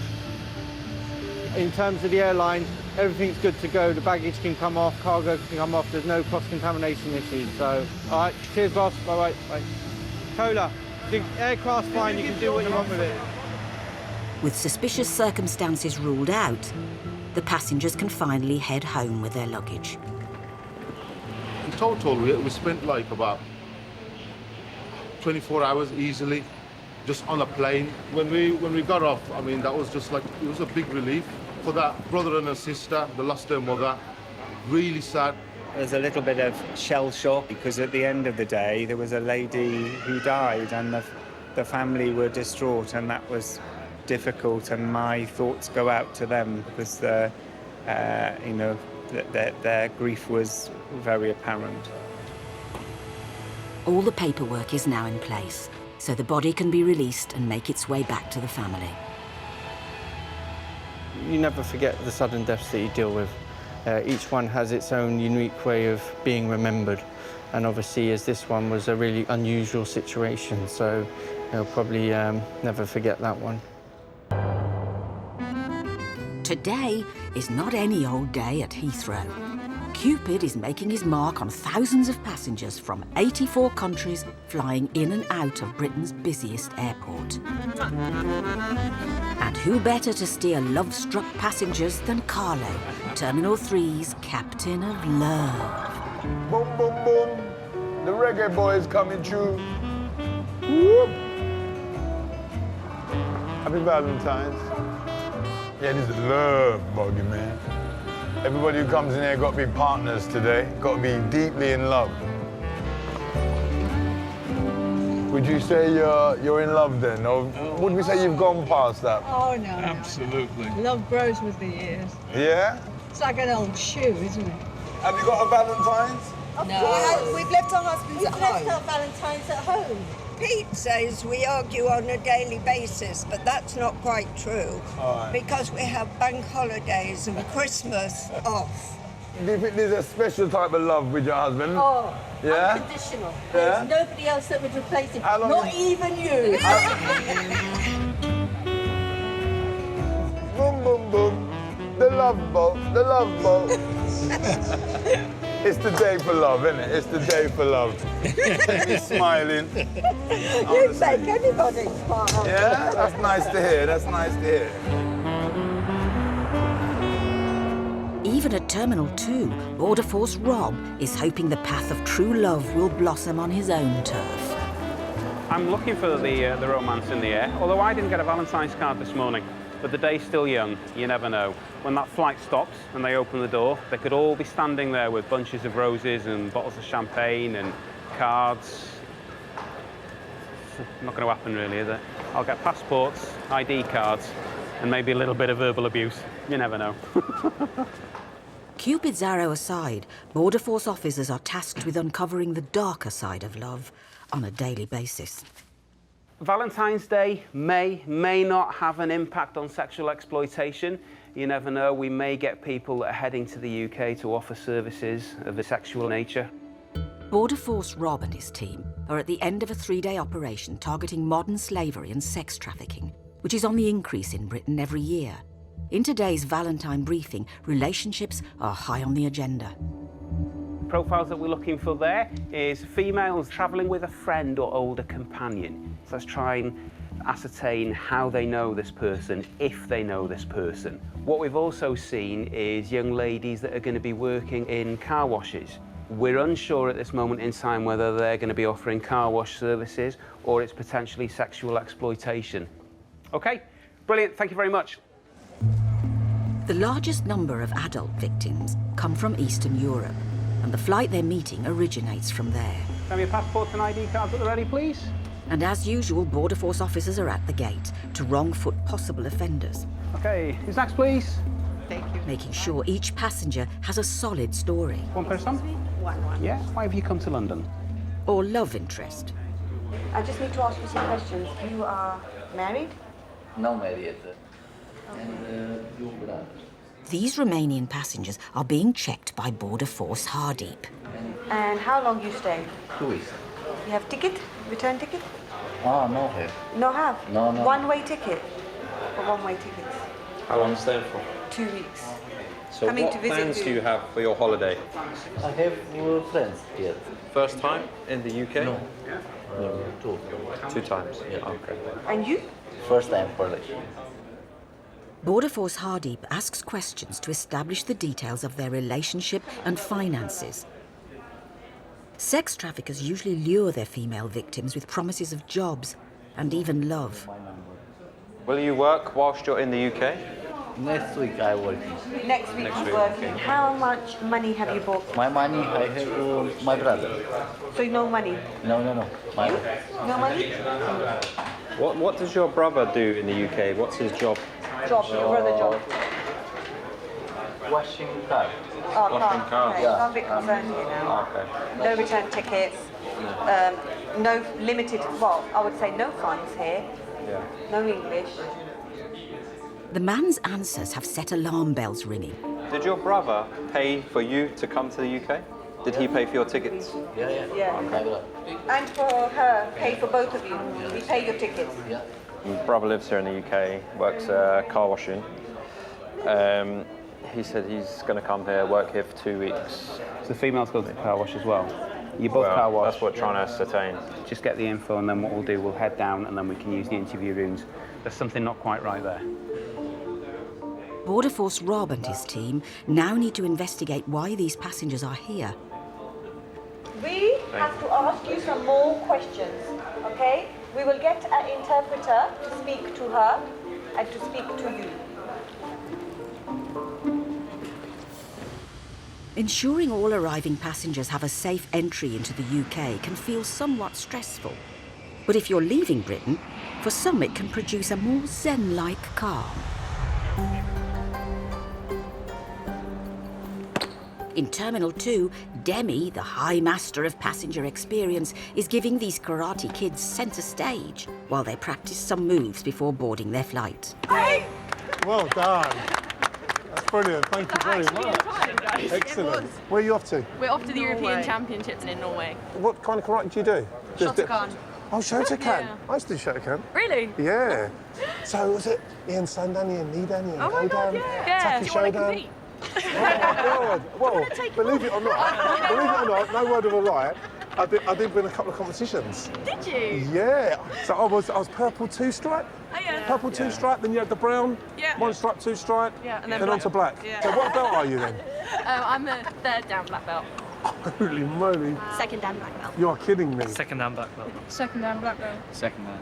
Wow, well done, guys. That is hard. That is hard. Really good. Guys, thank you so much for your time. Thank you. Very best of luck. Cheers. Take care. But before Demi has a chance to show us his tacky Shogun, Control, Echo 2, reference, ambulance request, Channel 2, car park, Hear that? a medical emergency has come in. passenger unconscious and not breathing. Bex, what level is it on? Go straight there, I'll get defib. Cardiac arrest. A cardiac arrest is the ultimate 999 emergency. It's every passenger experience manager's nightmare, even though they deal with over 31 every year. Death can occur in minutes. Hang on, you carry on. Carry on. Has anyone called the ambulance? Yeah, I'm here. Can you stop people coming this way, please? Thank you very much. Okay, just start. Carry on, carry on. Demi's colleague Maria is already carrying out heart compressions. This has to be done within 2 minutes to keep blood pumping around the body to keep it alive. I guess if you just stop anyone else this way as well, please. Thank you. Every passenger experience manager is trained in life-saving treatment. So Demi administers electric shocks from a defibrillator. Stand clear. Go, Maria. Yeah. Just carry on compressions. Yeah.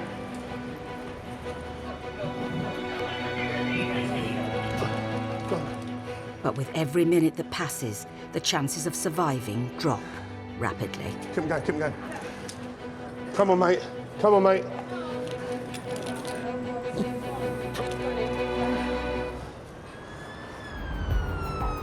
In Terminal 2's car park, a man has collapsed from a heart attack and is now in cardiac arrest. Keep going, keep going. Keep going. Demi and Maria are trying to restart his heart while they wait for the paramedics to arrive. How are you getting on? We've shocked him once. We've been continuous CPR, just giving him some breaths. Just waiting for the ambulance. Good, well done, Maria. Come on, mate. Guys, someone meet the ambulance. They're due for another shock now, so 10 seconds more CPR, then we'll probably have to shock him. Stand clear. No shock advised, we've got him back. Yeah, we got him back. We got a pulse. Well done. I think we got him back. Control reference the ambulance request, Terminal 2, multi-storey car park, level 1. Or we can confirm the passenger is now breathing and awaiting external medics to take him to Hillingdon, over. Roger, thank you, Echo 3. So we got him back. We're just waiting for advanced paramedics. I think they're the ones that can start putting drugs and stuff in him and lines and stuff. Potentially, did you and Maria just saved his life? I think, well, we've kept him going, that's for sure. If we weren't here on time, yeah, potentially, because you don't start working on him straight away, it becomes brain dead. But Maria was here pretty quickly. We were here within a couple of minutes, brought the defib over, which was required, strapped the pads on him, gave him a shock, and got him back. That's good. Is he breathing on his own? Not yet. Right. Is he all right? But I don't want to move. Yes. Good. With his heart beating once more, the passenger is taken to nearby Harefield Hospital in Hillingdon. All Heathrow's ground staff are trained in first aid, which in this case was a lifesaver. Inside, you feel really, really proud and energised when you know that through your hard work and training and experience, someone's actually survived. Sometimes they don't make it, but like I said, on this occasion they made it and the feeling's great. You know, it's brilliant. There's no price on that. The good news is that the passenger went on to make a full recovery.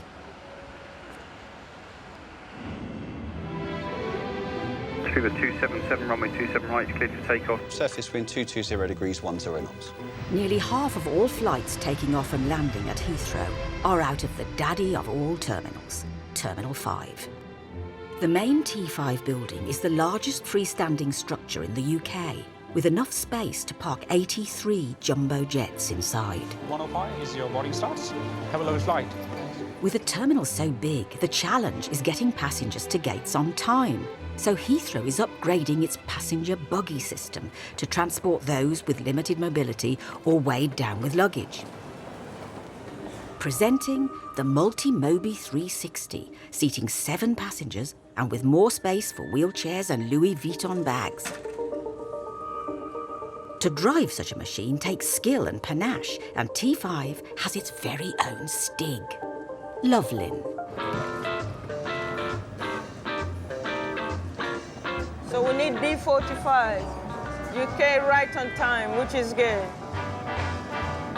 I've met David Beckham a couple of times and his missus, Victoria, 50 Cent. I've seen, if you have $100 bills, put your hands up. He might not be as famous as Fat Man Scoop, but her next passenger is definitely infamous. You know who I am? The Wolf of Wall Street. I was a bad boy. Jordan Belfort, aka the Wolf of Wall Street, defrauded American investors of over $200 million. But today he's in need of extra assistance and manages to steal a ride with Lovelin. Let's go. That's what I'm doing. Excuse me, please. Thank you, I'm going that way. Thank you. That's the best ever. Have a safe flight, okay? Nice to meet you. Take care. Each buggy is worth over 30 grand. With its crash-proof sensors and brand new steering mechanism, it's designed to glide through the terminals with ease. That's how we roll in T5. And today, T5's top driver, Lovelin, is about to take on an apprentice. Cruising all the way from Terminal 3 is Cabby Carlo, and he'll soon be trading in his old banger for one of the newer machines. Morning, morning. Morning. Nice to meet you. Same here. Wow. And this is what you're teaching me on today, yeah? That's right. This looks like a space mobile. It is, isn't it? Yeah? If you look down, there's no brakes. Yeah. We don't have brakes. This is forward, and that's to reverse. After his crash course on the controls, it's time for Carlo to test drive the future. No feet work. We don't need that. Let your fingers do the walking. That's it. Just go slow for now. Yeah? So make sure you don't turn. You don't need to turn. It's straight, so you don't need to straighten it. Keep it straight. You need to keep it straight. The wheels of this space-age buggy can hit the walkway at 5 miles an hour. And because they're not connected to a steering axle, as in traditional buggies, delivering a smooth ride doesn't come easy. Like this? Yeah. Forward. Straighten it a bit again. Even for Carlo. It's very sensitive. It is. Very sensitive.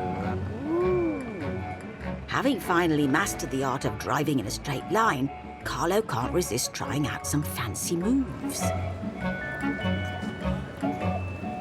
Watch your backs, watch your backs. Jamaica passing. Jump down in the area. All right, stop. So, how did that feel? I think you just got to get used to it, ain't you? That's it. Do this 2-3 times, you'll be... Yeah. Go your natural. Good as you. Oh, better, I doubt. You doubt that, yeah? We got a clash coming on there.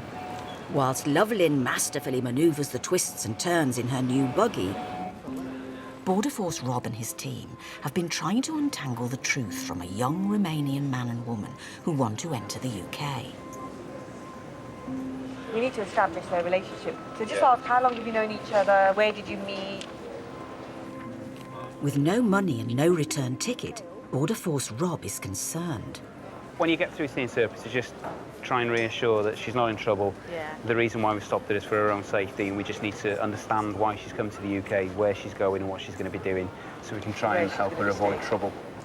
We're going to interview them separately because I believe she's vulnerable, and we're going to have a female officer that's going to be dealing with her just to try and aid the sensitivity of the matter. By digging deeper, the officers are checking to see if their stories match. Where will he stay whilst he's here? Unde o să locuiți în timpul în care o să lucrați acolo? Unde e cazat fratele meu, locuiește aici. Vă dau adresa? He's going to live with his brother? Caravan. Caravan? Yeah. Is this where he stayed when he visited before? Da. Yes. So is this a house or is this a room that she will be staying Dar in? atunci veți sta într-o cameră sau aveți apartament sau este casă sau ce este? Apartament. It's an apartment. How many bedrooms in the apartment? 2 dormitoare, baie, bucătărie și sufragerie. 2 bedrooms, living room, kitchen and bathroom. So whilst he's working at the car wash, what will she be doing here? She's going to work in the car wash as well for they intend to stay for a month or two to work together and then go back. So how much will you be paid whilst working at the car wash? 300 de lire, 350. 300 to 350, depends on how much he works. Who has she made this agreement with that she's going to wash cars all day and he's going to pay £150 cash? With her boyfriend or the boyfriend's brother? The boss for which the boyfriend worked. Da, l-am văzut pe internet. L-am cunoscut, am vorbit cu el pe internet, pe cameră. Sorry? On the internet, but not face to face. On the internet. Who's going to be paying her the £150 cash every week? Nu știu. Sorry? Not sure. Not sure. So you're not sure of who's going to pay you the money? I'm concerned, so I want to make sure that she is not being exploited in any way. I want to make sure she is not going to be asked to work in the sex industry. So I want to know, is she being forced to work? No. Nearly 5 million people worldwide are victims of sexual or other work exploitation, and it's down to Border Force to try and work out who is and who isn't at risk. And is she aware of all the arrangements? Da. Although neither passenger has indicated they are involved in any type of exploitation, the officers still need to cross-check the pair's answers. Okie dokie then, ladies and gents. What have we got? She's met this man, seen the brother on the internet. So she's never met the brother? No, she's never met the brother. She's never been to the UK. It's her first time to the UK. Well, this is the address of where the caravan is, where they're staying. Did she say she was staying in a caravan? No, a 2-bedroom apartment. She could easily be exploited here, like, for a number of things. I have given her a leaflet. I have raised those concerns with her. But she seems to be very sure that she's come to work in the car wash. Okay. Despite discrepancies in their stories, the woman's rejection of potential sex trafficking does support the male passenger's denials about being involved in any form of exploitation. Have we got an address of the car wash? Or where the car wash is? Had she previously worked at all in Romania? Had she had any previous jobs? A car wash. She's done car wash. She's done car washes before. Because I said, do you have experience? She said yes. Border Force Rob and his team have found insufficient evidence to refuse their entry into the UK. But their details will be kept on file with the Home Office and the police. Over the last 3 days of the operation, we've encountered 729 passengers. From that, we've had about 60 referrals, and 9 people have gone in as cases. So that's potentially 9 people that we've saved from modern slavery, and 60 people that we've helped advised against modern slavery. For any operation, there's an awful lot of planning and an awful lot of work that goes on behind the scenes. But for every person that we encounter and save, it's worth it. Absolutely. The skies above Heathrow are home to 87 airlines, 3/4 of which are national flag carriers. Each could be described as an embassy with wings, proudly flashing their country's brand to the world.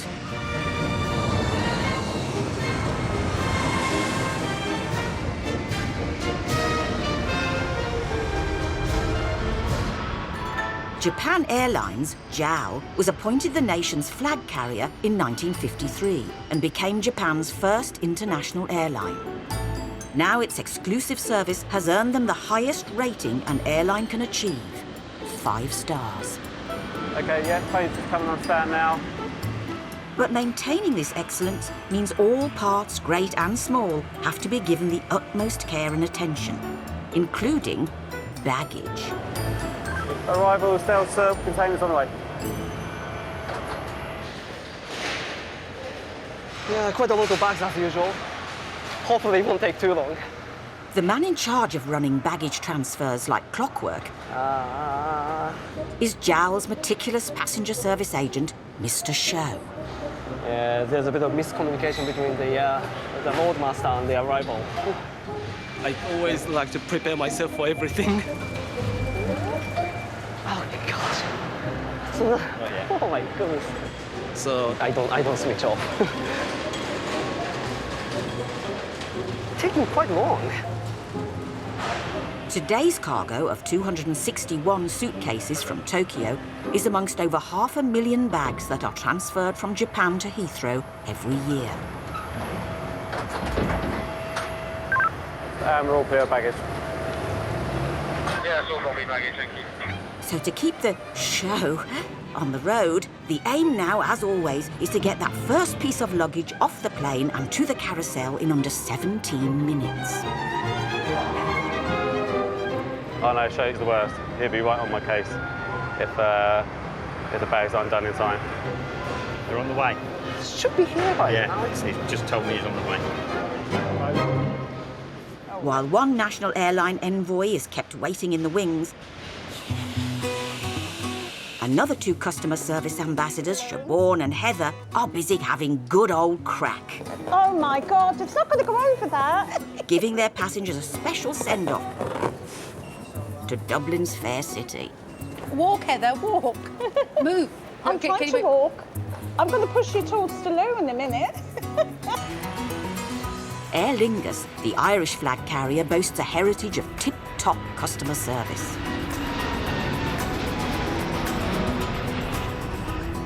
Hey, did you want a cupcake? Thank you.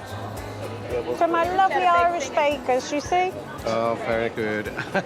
I think the reason that people like to fly with Aer Lingus, it's the friendliness. I think the Irish are known, I mean, they're known for a lot of things, but caring, compassionate, and very friendly. I see you're full of celebration there. Guinness. Yeah, Guinness. So there's Guinness in that, yeah? Do you want a cupcake, sir? St. Patrick's Day? When they're not handing out cupcakes at the departure gate, Siobhan and Heather are keeping their check-in area spick and span. Heather, you missed a bit. Heather, see a bit of it, but might you be by seat? I feel like I'm at home. The floor is not the only surface that's having a polish.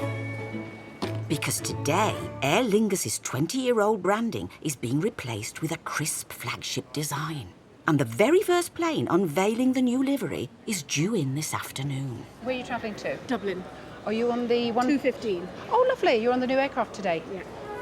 Oh, it's a really big thing. I was here first time round. I worked for Aer Lingus when we first painted the aircraft. So it's lovely to be here again when the rebranding's happening again. And is it going to be still Shamrock? I'm excited for the staff to see it. They can't wait for something new. Think of the film Elf when they said Santa Claus is coming. The rebrand is coming. Yay! With rebrand fever clearly gripping the staff, passenger experience manager Sue swings by to offer her design appreciation. It's much fresher, isn't it? Yeah. So it's much fresher. It looks bright. It looks a bit cheerier, doesn't it? And it's a bit modern, Yeah, I think, as yeah, well. it's a little bit livelier, so that's quite nice. No, I think it's nice, don't you? Are you going to have an upgrade on your uniforms? Are you going to? Yes, that's coming towards the end of the year. We haven't seen it yet, but Oh. we suspect it might be teal. What happens? What happens if it turns out to be this lime kind of green? We can't have it that colour because you'd lose the staff. And Aer Lingus can't afford to lose staff, with Dublin being Heathrow's #1 European destination. That's it, just 3 departures. So before the new plane arrives, they've still got to process 3,000 passenger bags and get them to their correct planes. They'll be joining the 37 million pieces of luggage that are whisked around on Heathrow's nearly 42,000 conveyor belts every year. Most airlines handle bags in much the same way. But Japan Airlines chooses to treat their load a little differently. Come in now. Come in now. Regulated by Mr. Show's timekeeping, JAL's baggage handling is not just functional. So you get a good comparison now to see their bags. You watch our bags. It's about exacting presentation. So as you can see, all the agents are making sure that the bags are put straight up on the belt and all the handles facing outside, so that's easy for passengers to just grab the handle and then slide them off the belt, rather than just like searching for the handle and then pick it up. Now with the bags neatly dispatched, it's time for the showpiece. Who wrote this?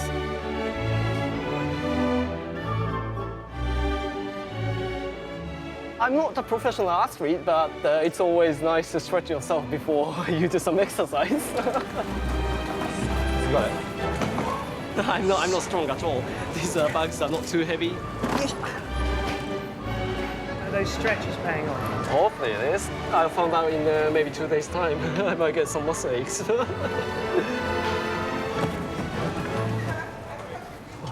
Clearly there's customer service, and there's Japanese customer service. I'm just looking for the bags for the a mum traveling with a small kid, just as a courtesy. This unique attention to hospitality and detail is known as a motenashi. Well, omotenashi is, in a sense, like a proactive way of serving passengers. So instead of waiting for passengers to contact you and ask for help, you just provide the help before even asked for it. It's the one with a rainbow belt on it. Thank you. Omatase itashimashita.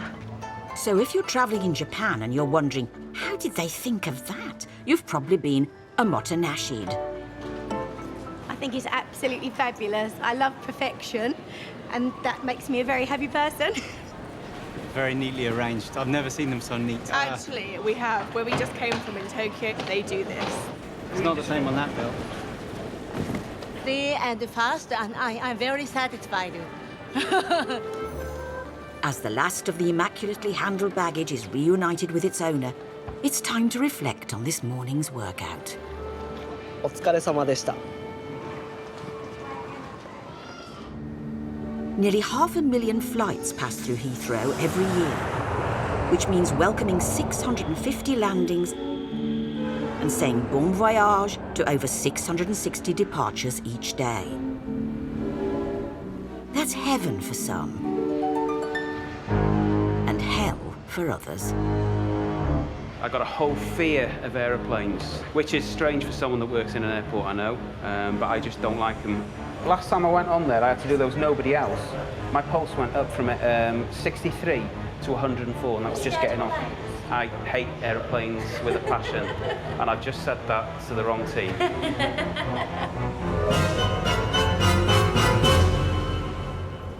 Border Force Rob can't get away from his flying demons. Today, him and his team are swooping from gate to gate, making spot checks on passengers as soon as they disembark. There we go. It is. Tell everybody to get their passports and ID cards ready for inspection. Thank you. Okay. You're travelling alone? One person alone? Yeah? Why have you come to London? The job of Border Force is to protect the British border, as well as ensuring the welfare of those entering the UK. And how long are you here for? 3 days. 3 days. Okay, lovely. Thank you very much. Cheers. Thank you. Take care. Bye-bye. Who's next, please? Sir, can you come forward? Come forward. As officers slowly file through the passengers, they come across a Romanian man who's told them he's come to the country to work. What kind of work will you be doing here in the UK?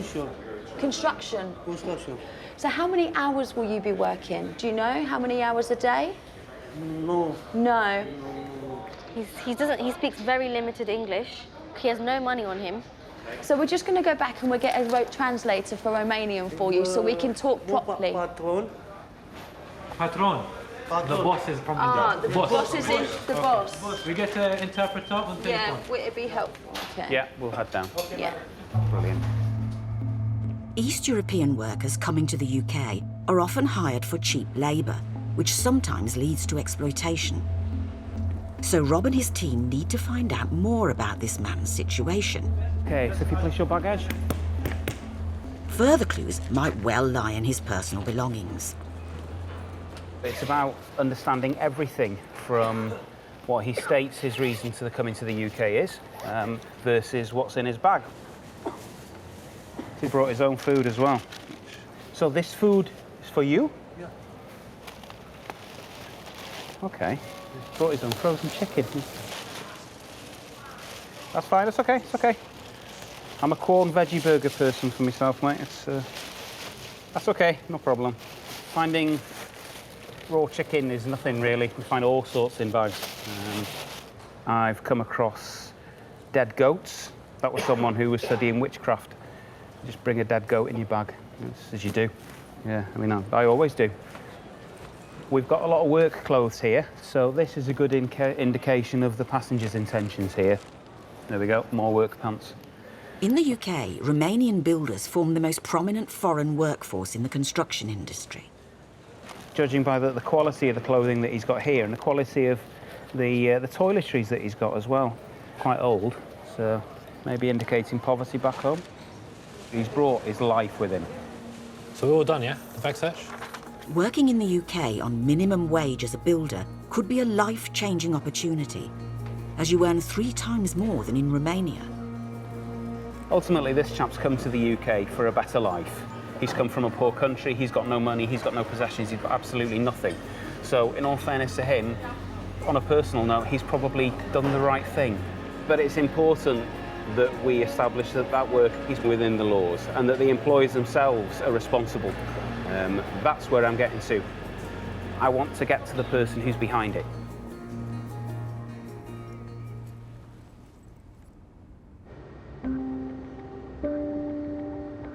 Cheers, Al. Thank you very much.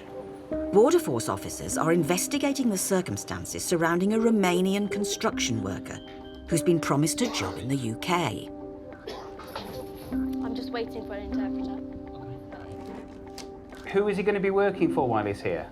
Pentru cine veți lucra? Nu știu cum îl cheamă. He really doesn't know his name. What's the name of the company the boss owns? Nu știu, domnișoară. Doesn't know. And how are they going to pay you? So how will you collect your wages?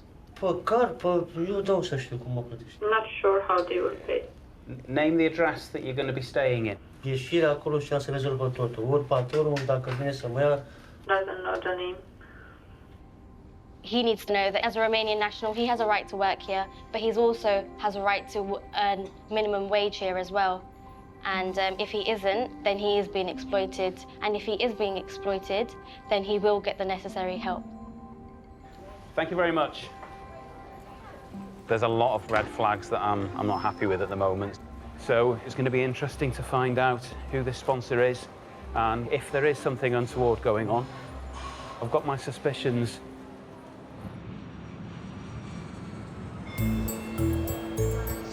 At Terminal 2, there's a definite buzz amongst the Aer Lingus staff ahead of a distinguished VIPP arrival. That's very important painted plane.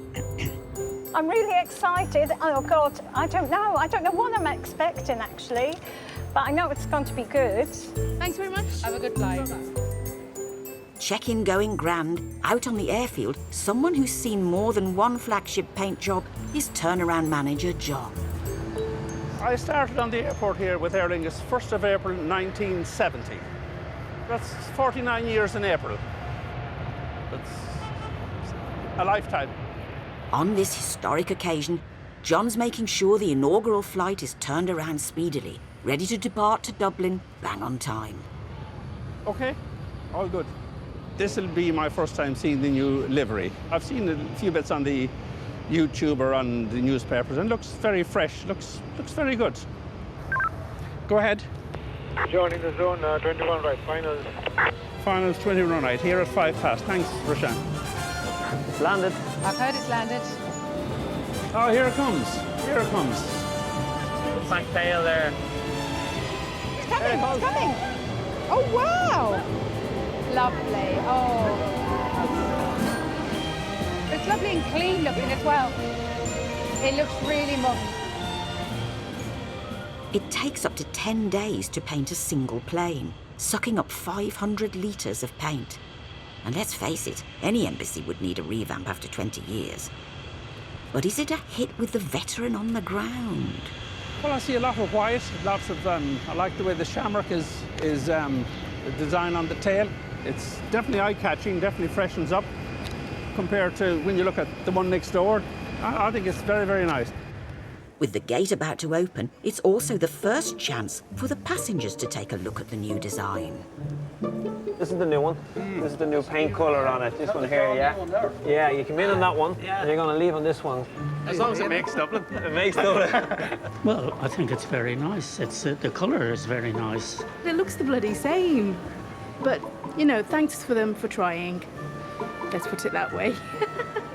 Oh, yeah, so you've got a Shamrock and Aer Lingus, and it's still green. Even though British Airways owns you. Well, actually, Aer Lingus and British Airways are both owned by the same massive European company. But shenanigans aside, John is in the middle of conducting a fast-paced turnaround. How are we doing? In just 40 minutes, he needs to direct the arrival of the new crew. Would we set a time for boarding? And orchestrate the fuel and baggage intake.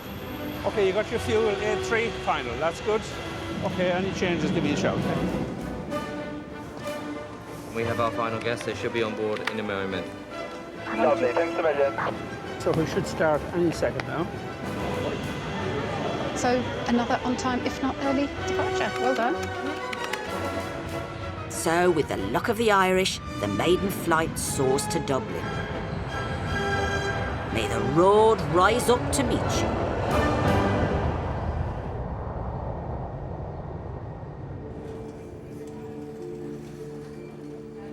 Meanwhile, at the border, Border Force Rob is not leaving it to luck when it comes to allowing a Romanian construction worker into the UK.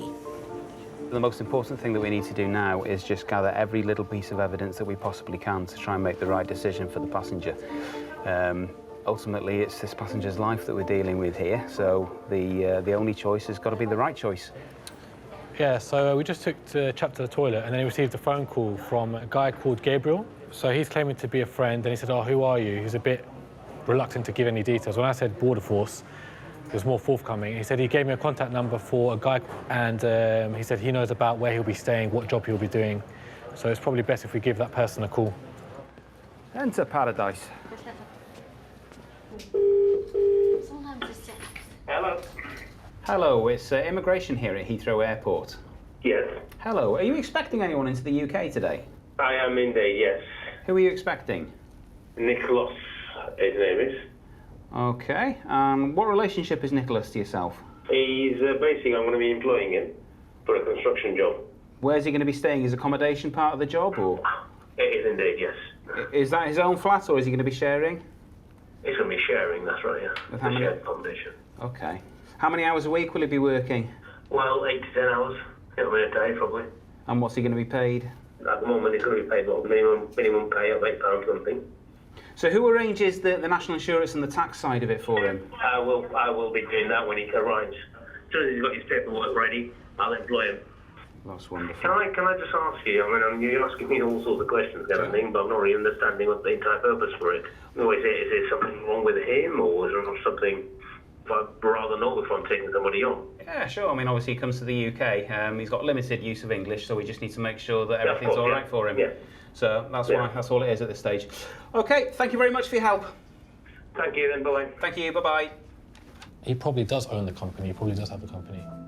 With the owner verifying that he is the man's employer and showing responsibility, the next step is to establish the authenticity of the company itself. Right, let's run this business address through Intel. Let's do some checks on it. Let's see if anything comes back on that, yeah? And Rob makes sure the business is trading legitimately by also running its details through the police database.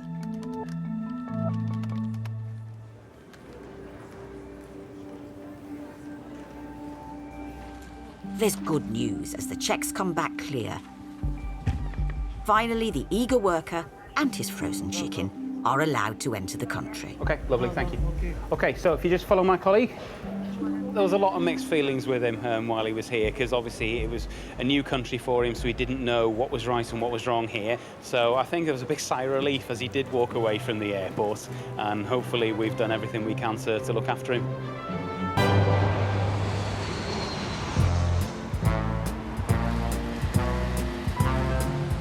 The average rainfall at Heathrow is around 2 inches a month. Damp air may not be the greatest start to one's holiday, but happily, once inside, passengers are greeted with the warmth of a terminal powered by renewable energy and thoroughly modern passenger experience managers. Hello. You have connected Wi-Fi? Oh, I do. Now, I had to put my glasses on I for asked that. 2 young fellas. And they didn't know. I said I thought you knew everything about... They do normally, don't they? They're obviously being lazy. Let's have a little look. Echo 3, Echo. Go ahead. There's the blockage in the toilet, departure suit. I'm not sure if you're aware.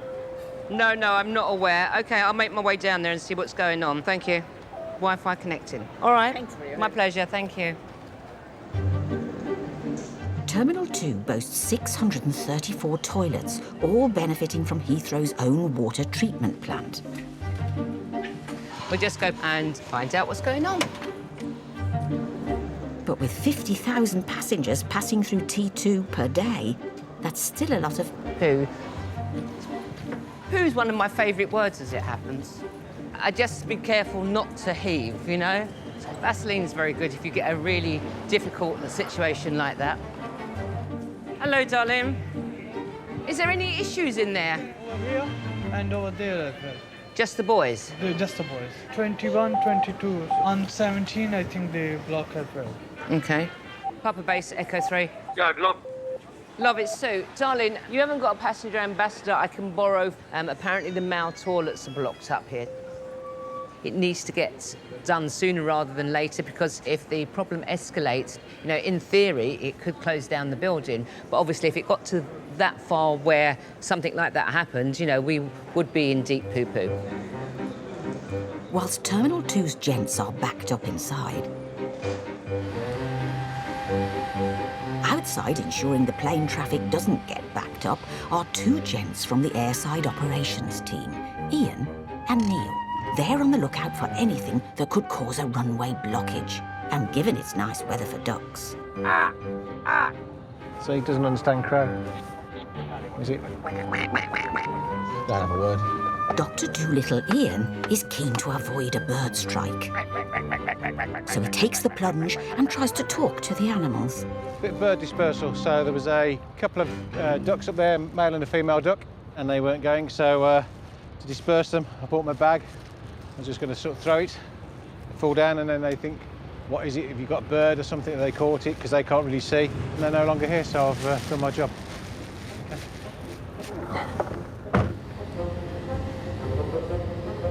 Whilst airside Ian deals with the airport's feathered visitors, Neil likes to admire their metal impersonators.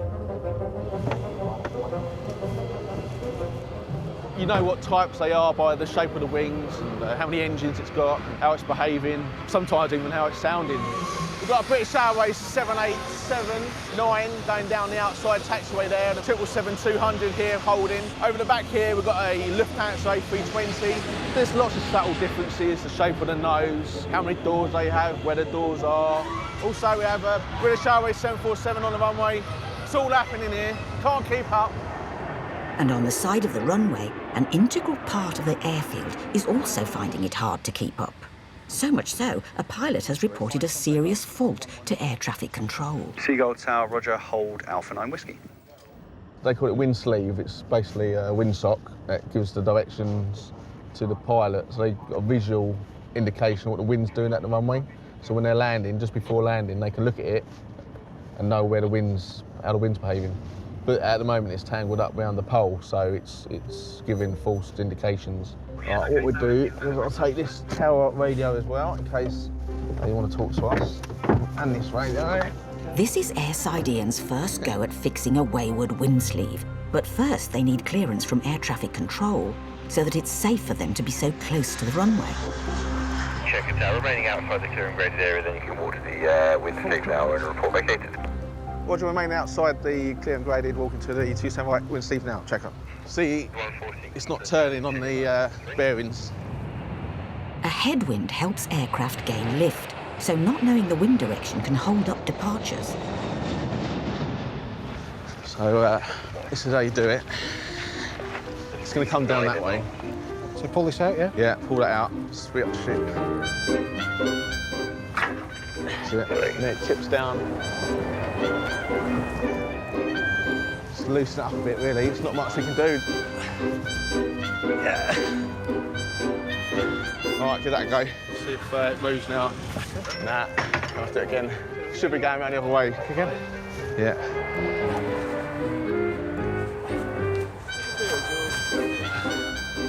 No, it's not going. Try pulling it round as it's going up.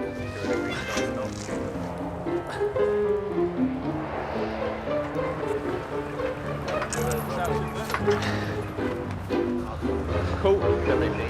I do. Could have been yesterday when the sun was shining and not cloud in the sky. So, I don't know, that's my exercise for the day. Neil's had his sprint and I've done my Jeff Capes. Having channelled the UK's strongest man of the 80s, delayed departing flights have now been averted.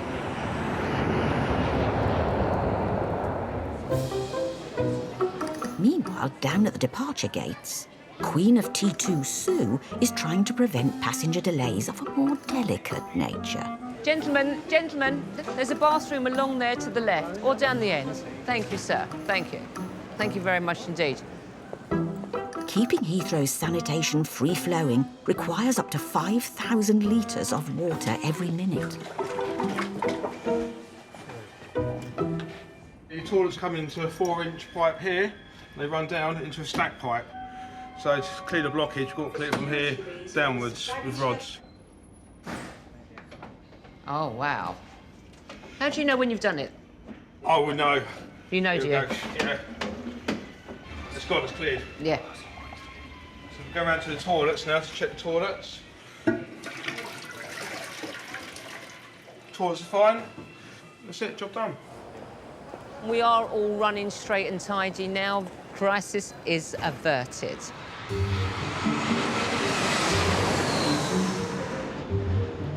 Also in the Preventing Crisis Department are police officers Terry and Dave. Everything's A-OK. Their beat covers all 4 terminals, landside and airside, which requires them to be at the peak of fitness at all times. How much do you reckon? You weigh like 100 kilos. In all the kit? Oh my goodness. What's it saying? 92.30. What about me? What about me? Need a diet. What about me? What about me? 96, bang on. Oh, what? Oh dear, commiserations. 4 kilos heavier than you, but I am a lot harder. Why are you surprised? All those donuts you eat, Dave. Oh, suck your belly in. But there's no time to slip on a corset. An urgent call has come in.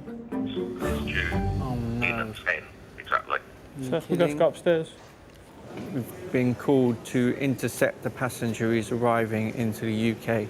This gentleman is shown as wanted for an attempted arson. Attempted criminal damage by means of arson. Yeah. When passengers wanted by the police fly in or out of Heathrow, their details are flagged at the border.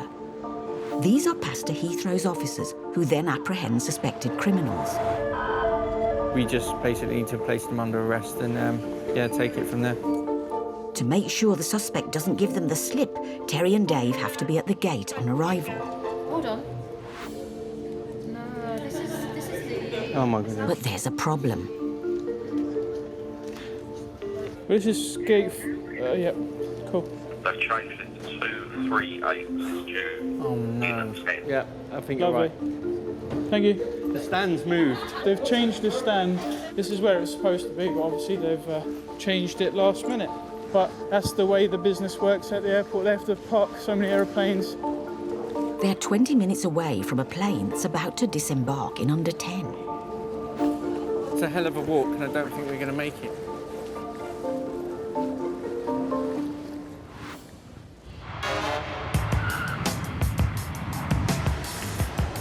Aviation is both one of the most regulated and safest industries in the world, which means at Heathrow they have an airside safety team that checks up on its own staff. You can't use the trolley, they're for passengers. Yeah. They could have CCTV to do the job, but instead they have ramp team Rachel. Jay, what we'll do is we'll go and do a clean sweep. Okie dokes. All right, so that's where we meet the community, and then we'll walk around with them. We'll have a look at all the parking and behaviours. Okie dokes. Cool. So what a beautiful day.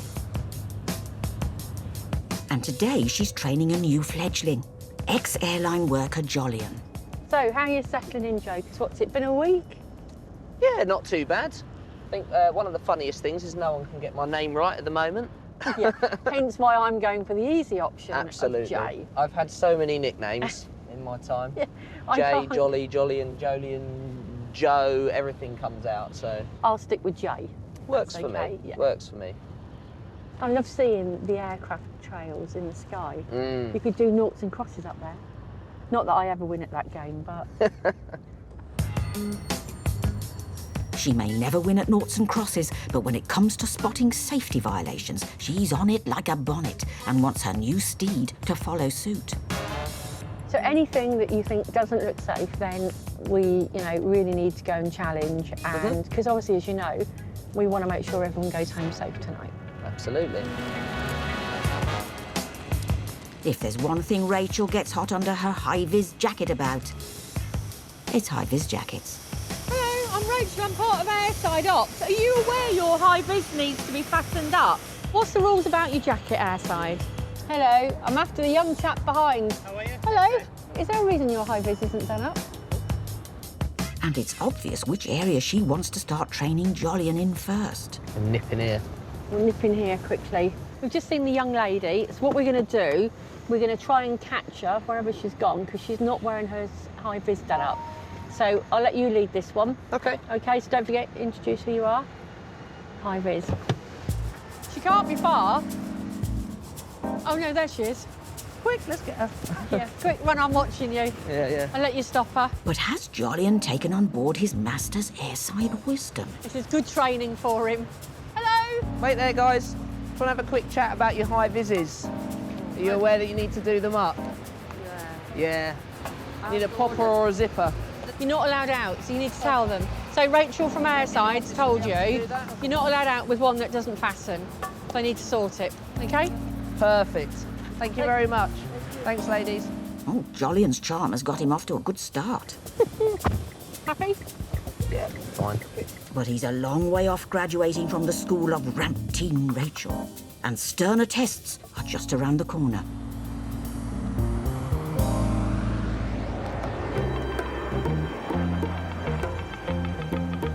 So we've got to go all the way down there.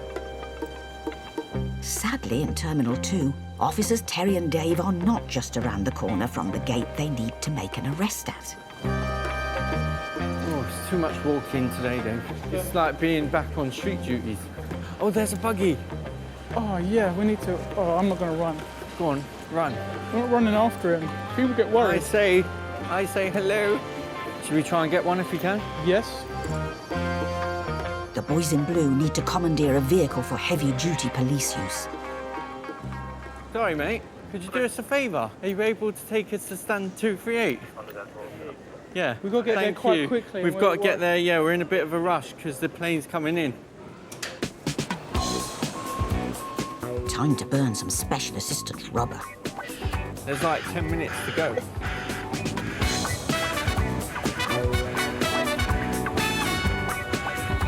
So we've just commandeered this lovely automobile.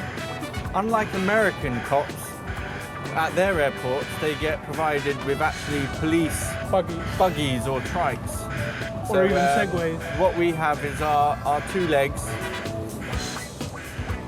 I think seeing two armed police officers running down a corridor doesn't give a good image to the public. They'll start thinking, what's gone on, what's happened up ahead. And then the cogs start whirring and panic sets in. We've taken a big chunk out of our journey. Thank you very much, my friend. Thank you, buddy. That's awesome. Lovely. There we are. Perfect. We're just connecting the jetty now, and then we'll go on and get this chap. There are a few things that could go wrong here, obviously. It could be that he kicks off on the plane and becomes violent. And there's only 2 of us, which I'm sure we'd be able to manage that if he did want to cause a fuss. But ultimately, it's aggro nobody needs. So right, we're going board. Before any officers make an arrest on a plane, 32H I'm looking for. Straight down. they first have to get the permission of the captain. And this is 32H, yeah? Yep. You need to come with us, sir. You need to come off the flight now. We need to speak to you. Thanks, thank you, thanks. Could you come with us, mate? Thank you. All the way to the top, follow my colleague. OK, your passport has been scanned and it's shown on the police national computer that you're currently shown as wanted by South Wales Police for the offence of threats to cause damage with arson.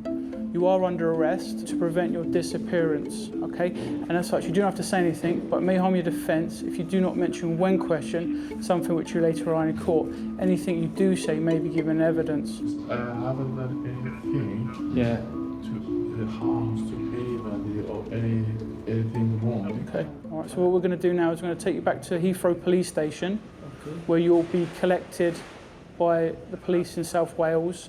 Right, so just grab your Take all bags your and we'll stuff. go through to immigration.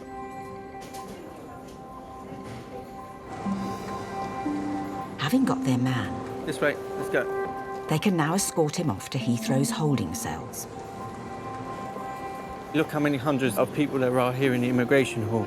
Imagine it'd be like looking for a needle in a haystack once someone gets in there, so you always intercept them at the aircraft. All right, if you just keep your hands out for a second. This arrest is just one of many that Heathrow's bobbies carry out on behalf of other forces every year. Oh, another happy customer. Oh, I'm tired.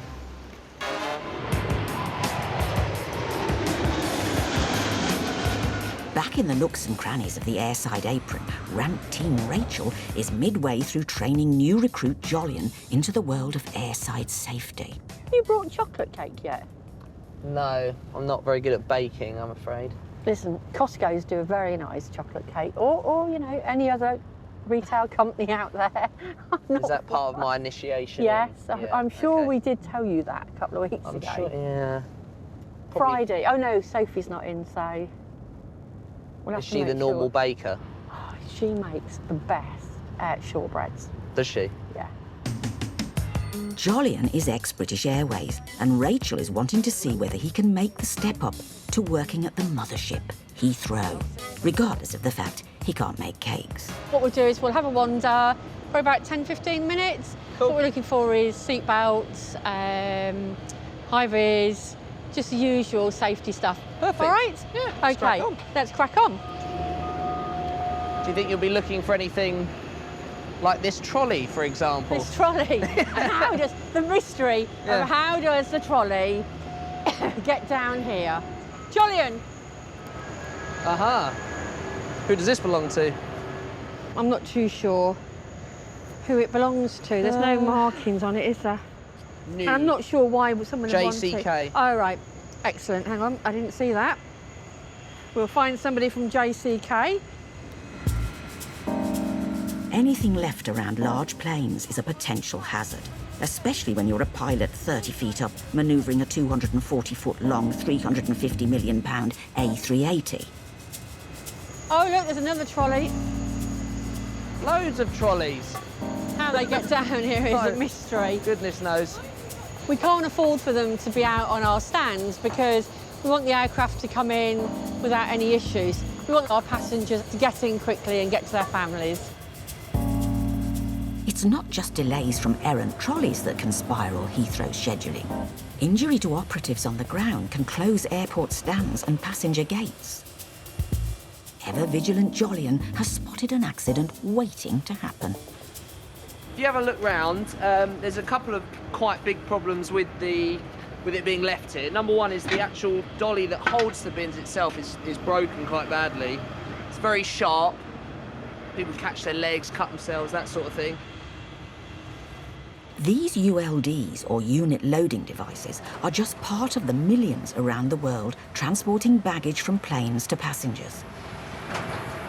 If you come around this way, you can quite easily see that they're all quite badly damaged, hanging out, all bits and pieces. This one shouldn't even be on its side, should actually be upright, locked into position. So, yeah, it's not too tidy. So, yeah, we'll contact the handler and we'll get them to come and clear them away, make the area safe again. Is this like the Heathrow version of flight attendant?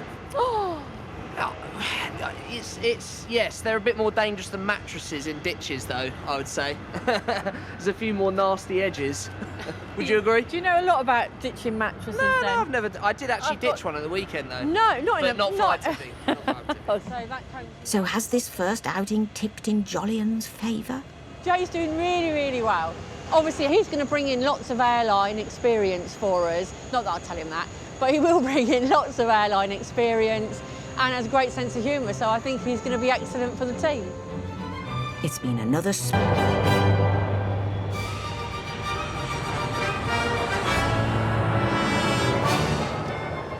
Heathrow is currently king of the long-haul flight, with over 80 of its destinations taking more than 10 hours to get to. But in order to stay upon its throne, it's always looking to open up more routes.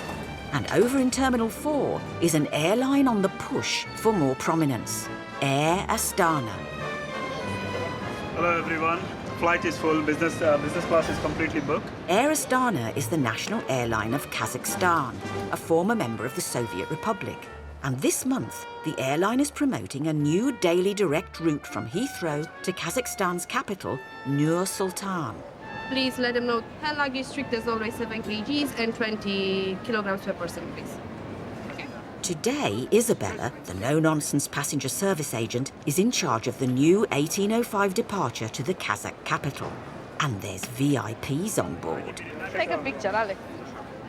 24 of them, to be precise.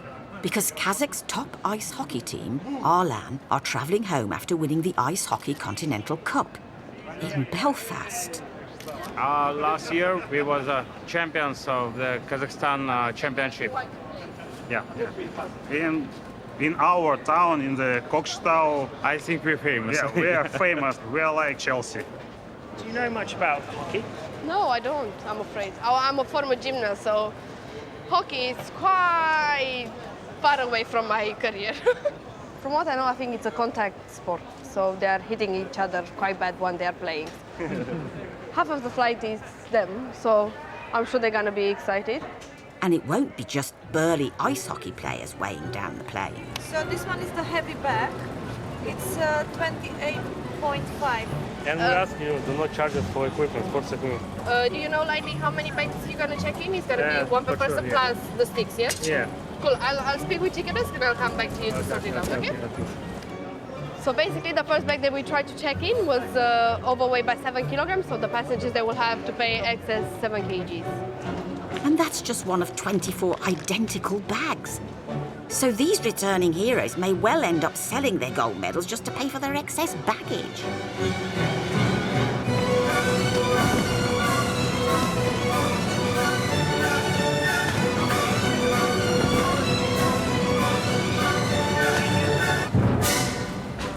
It's gonna cost them around thousands, maybe 2,000-3,000, most likely.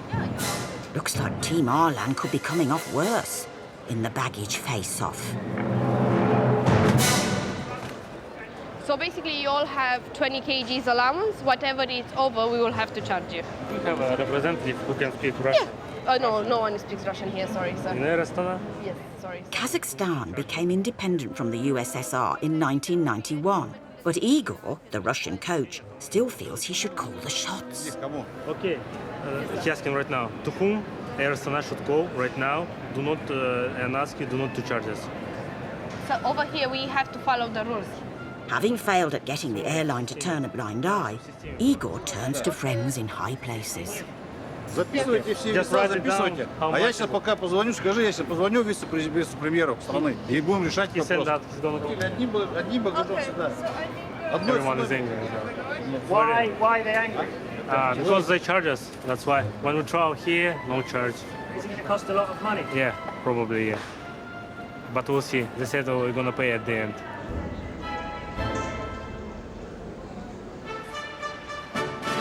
Kazakhstan's hockey heroes aren't the only VIPs.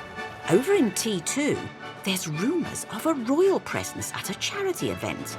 News that's got all of Heathrow excited. Yeah, I think I'll be a bad boy king. I remember that's my middle name, King Sford. Carlo is king. King of the buggies. I'm a king, innit? Yeah. He ferries passengers between the 42 Terminal 3 gates. And like every cab driver, he likes to talk. I grew up in the royal family generation. My mother had all the plates and all that stuff. So yeah, I think the royal family are a good thing. And with the top 3 most visited royal palaces in the world within 15 miles of Heathrow, the royals are always a hot topic. Yeah, so how do you feel about the royal family, ma'am? The royal family? Yeah. Well, I am British, so Yeah. I'm in favour of the royal family. Yeah? So are you part of a royalty fan? Yes, we are. Yes, we've never met them. Yeah? Never been called up to be knighted or anything like that, unfortunately. Okay, I can't believe that. Should they be around? Shouldn't they be around?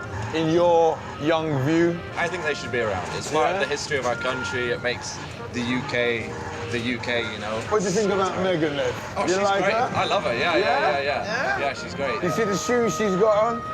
She wears Louboutin and that, you know? Louboutins, yeah. I think if I was a girl, I'd probably wear Louboutins too. Oh, is it? So talking to the Queen, you don't think you could do the Queen's Do way? they wave? They just lift their hand, don't they? How do they do it? I think they just lift their hand. They just lift their hand, you I think? think they just do this. Yeah, but you actually know it. It's not. Before Carlo goes off to practice his regal wave, he leaves his passenger with one last majestic factoid.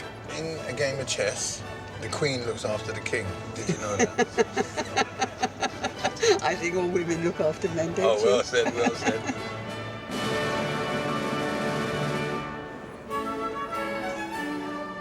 Over in Terminal 2, confirmation of the royal visit has reached passenger experience manager Sue, who's on crowd control duties and getting swept up in all the excitement. We're waiting for His Royal Highness, the Earl of Wessex. He supports the Duke of Edinburgh Award, so we're quite excited. He's due any moment now. Prince Edward is the youngest son to the Queen. No trumpet entrance, just an escalator with the CEO of Heathrow. Although he's 11th in line to the throne, Sue makes sure she catches his eye. He's about, is he in his early 50s now? Yeah, I think he must be. I think he looks quite good. When royals come to Heathrow to catch a plane, surprisingly, they don't need a passport, so they never go through immigration. But if you don't wear a crown, you'll end up at one of the 197 departure gates, where you may meet new Border Force dog Henry. Oh, good boy, come here, come here. And his handler Border Force Dave. Today, Henry is hoping to impress. Sniffing the passengers at the gate, he's looking for one thing and one thing only. So Henry here is trained to find large quantities of money, so that's what we're hoping to find. He's off already. Criminal gangs often try and take large quantities of cash out of the country to fund illegal activities. It's Henry's job to identify them before they get on the plane. He's a customs dog, OK? He's trained to find money. Do you have any money here in your bag? And how much money is in it? 3,000. 3,000. Yes! Good boy, good boy. Can we have a look in the bag, please? Cash dogs are able to smell the ink on banknotes. Thank you. Just let him check your hand luggage, please. Any large quantities found will be investigated by Border Force officers. I'm happy with what you're carrying and where it's come from. I've seen your online statements as well, right? Henry is off to a good start, but he isn't the only new boy trying to impress today. Is it taken out of the bank, is it? Yeah. It is. And can I see the receipt, please? Thank you. Border Force Sam joined the team just 7 months ago and is fresh out of school. It's almost like playing a game of chess with someone. If they're trying to tell you a story that's not legitimate, you've got to figure out what is right, what makes sense. You've got to think what you would do yourself. If you wouldn't go to Dubai with £80,000, Why would someone else? All right, so there's your passport. Yep, have a safe flight, okay? Yeah, yeah. Thank you. Cheers. Thank you. Bye. Thank you. Today, they're sniffing out passengers heading to Dubai. Good evening, how are you? You can have a little sniff around your luggage, just fine, just carry on. It's a known route for trafficking money for criminal activity. Historically, and especially of late, over the last few months, there's been quite a lot of cash fines, detections and seizures going out to Dubai, so it's quite a hot destination at the moment. Hello, folks, come in, just come in. Good boy. Sit down. Okay, cut down. Stop there, mate, stop there for a second. Do you have any money with you in your bag? Yes. And how much is in here? 1,500. 1,500? Yes. Okay, do you have any other money other than that? No. Just, okay. Yes, good boy, okay. Do you want to pick your bag up? Just carry on round. Thank you very much, thank you. Sam, can you check the gentleman's bag when he comes around, please? Yeah. Where are you going? Dubai? Okay. And the money, is it your money, yeah? Yes. It's your money, okay.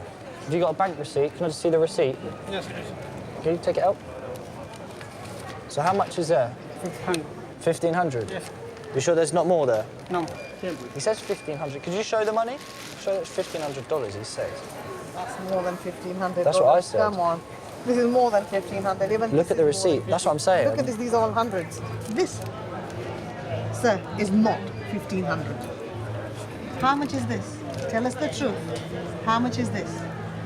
You're not in any trouble. With the flight due to depart in 15 minutes, this man won't be travelling anywhere until officers Rani and Sam are satisfied the money is his. Is it your money? Is this your money? Yes. Why do you not know how much is in there? If that was my money, I'd know how much is in there. You've got no idea how much money's in there, do you?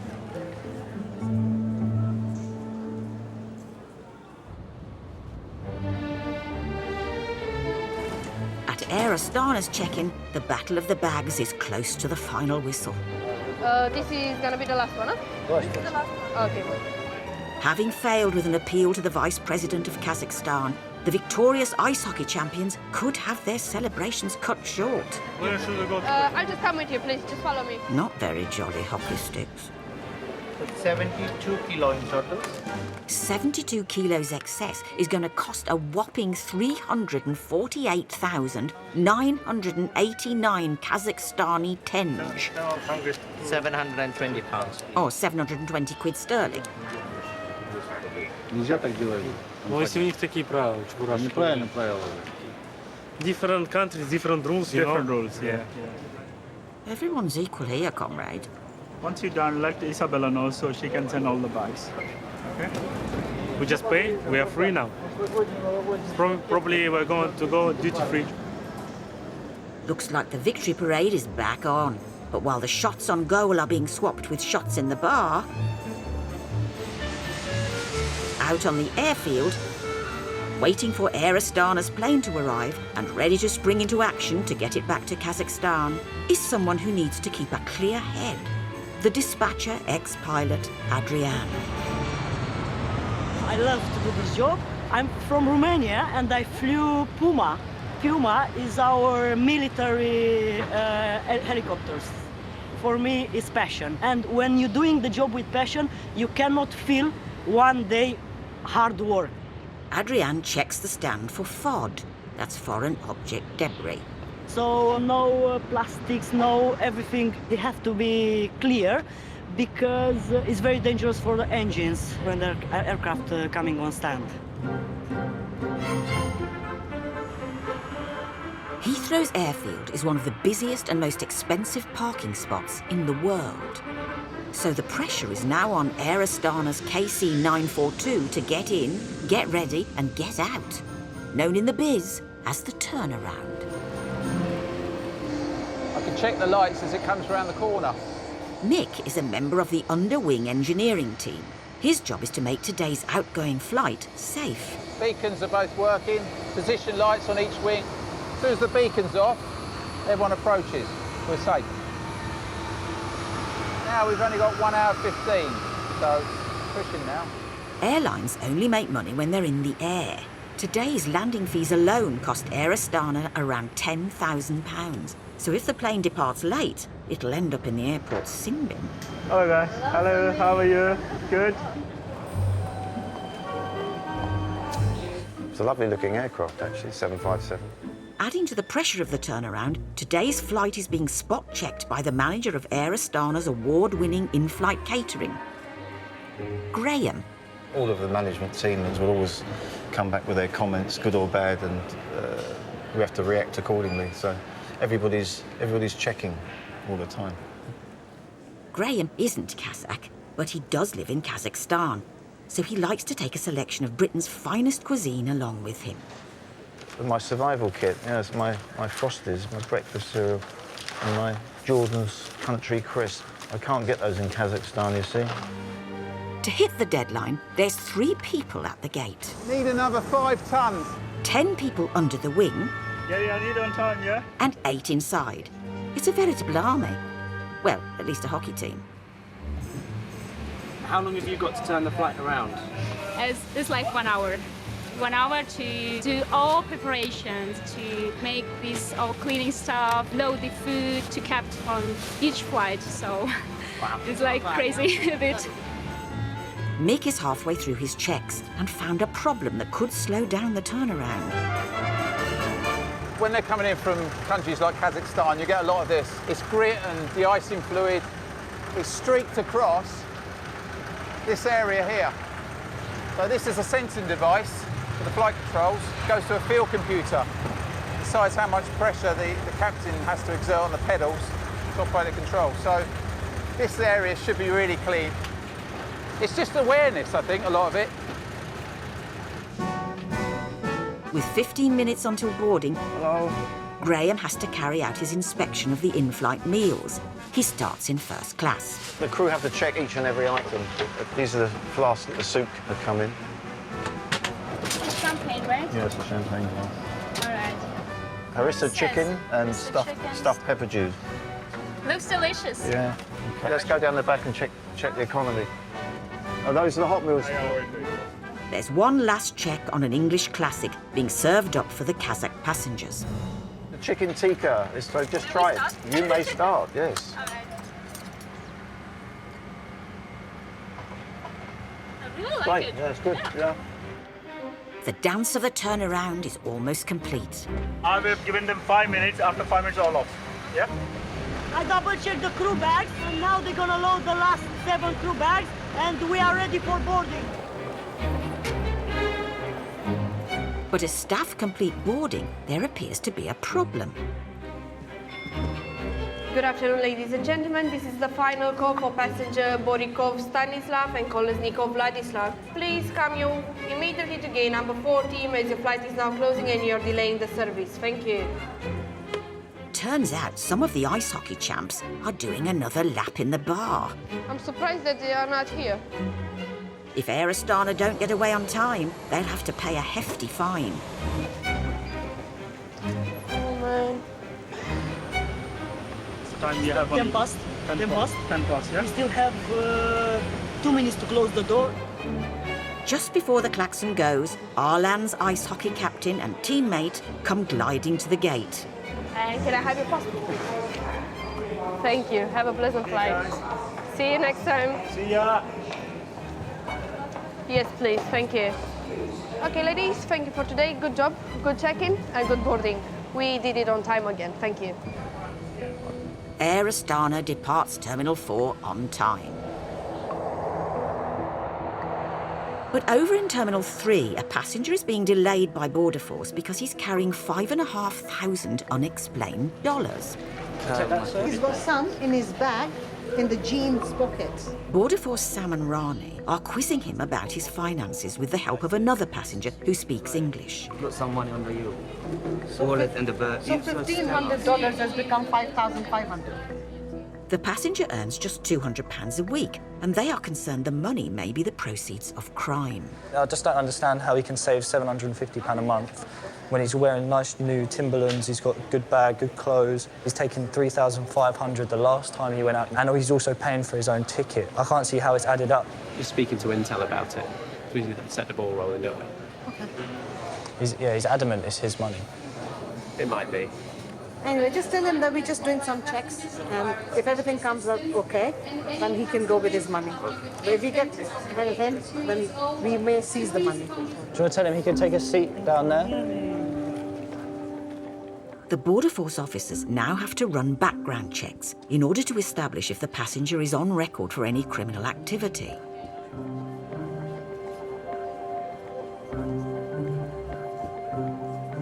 So has this guy got bags? Because I'm going to get a delay otherwise. The flight goes in 5 minutes. Yeah, this one So I should need be to know. okay to go. James, we've got 5 minutes. Now, we can either give you the details now or we can email them to your inbox. It's up to you. It's legal for anyone to take up to £10,000 out of the country without declaring it. But if Border Force suspect the money's earned illegally, they can seize anything over £1,000. So we're running out of time now, so we've really got to... Because if we're going to process this, we need to work now. Right, OK. Let me have a word with James and we'll get back to you.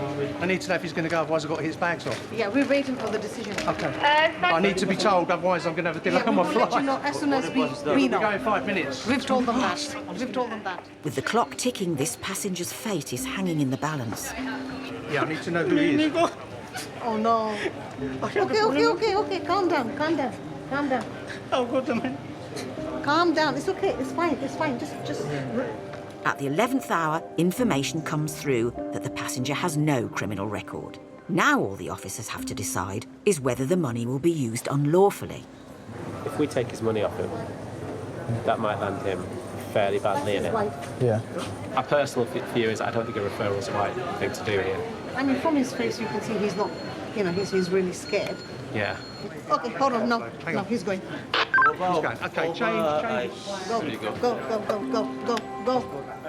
With the law allowing you to carry up to 10 grand abroad and no hard evidence to show any criminal activity, Make sure your money. Just follow me. Right. the passenger is allowed to keep his money. We're here to help. I know a lot of people say we just take people's stuff, we're just annoying. There's that aspect of things. When it comes to someone like him, it just didn't seem like the right thing to do.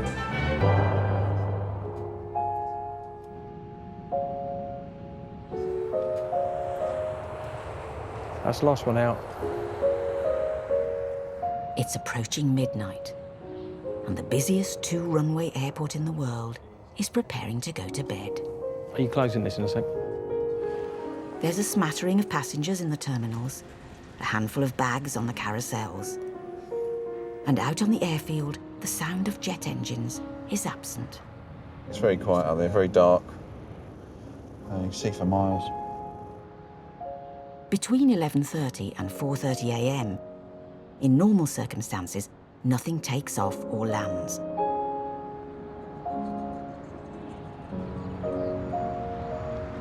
Feels very quiet and almost like you can't believe that this is Britain's busiest airport now. Tonight, instead of the usual calm, an army of staff are about to make crucial repairs to the runway in order that tomorrow's travellers can jet in and out on time. 515, thank you. Good night.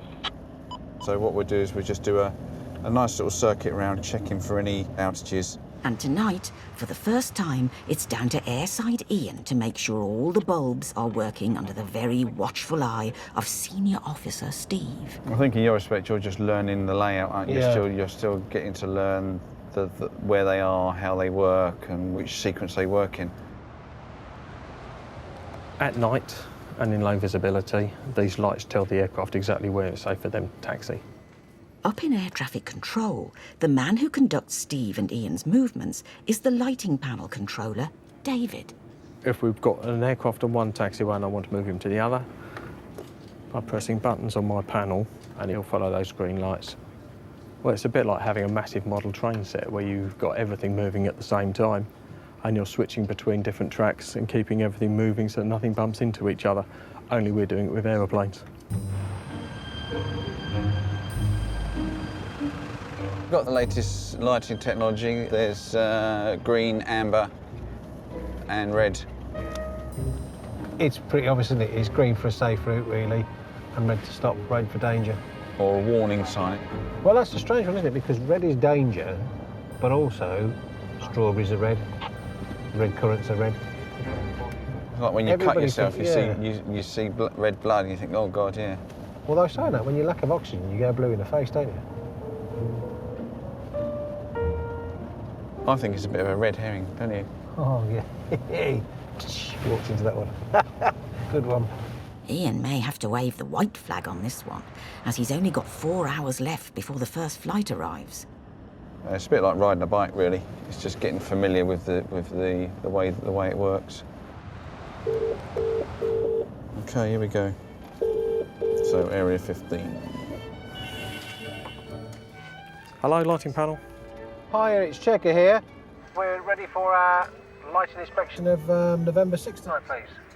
Right, so that's route 1, north-south.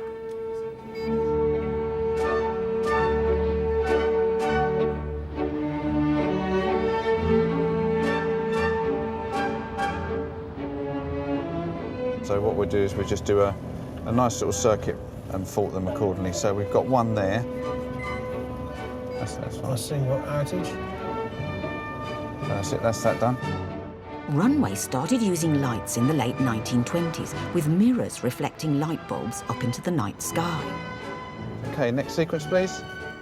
Okay, curve to the south. Today, there are over 13,000 LED lights. So, worst case scenario, if this route wasn't available, if the lights all failed, then ATC could not vacate aircraft to the turn-off.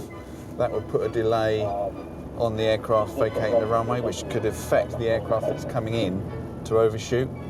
So it's essential that all the routes are working correctly. Next sequence, please. Okay, that's a stop bar to the south of you. That curve is good. Next sequence, please. Okay, curve the other way. That's good, thank you. East-west. So we've now got green, amber, green, amber. So we're missing a green here on this direction, 2 greens. So we'll fault that. So that's us complete, sir. Okay, so that's the runway lights off. All done. Thank you, guys. Thank you very much. Job done, and just in time for the airside engineering manager to replace the broken bulbs before the first morning flight arrives.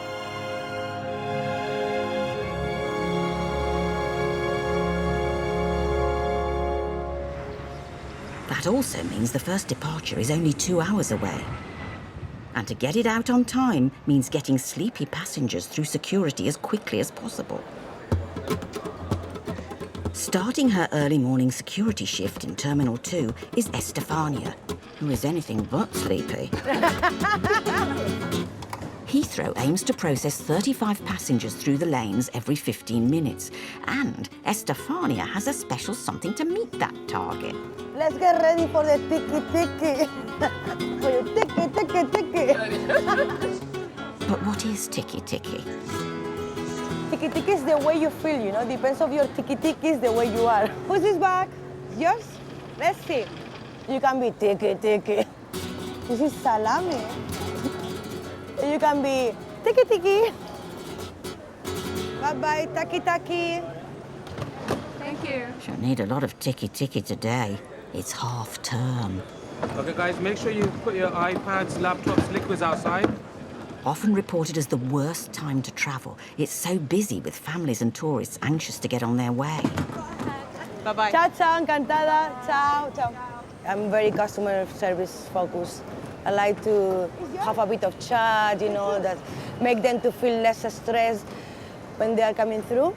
So I think if you have a bit of talk to them and, you know, oh, straight away when I say to people, hello, they say, are you Spanish? It's all right then, thank you. Are you?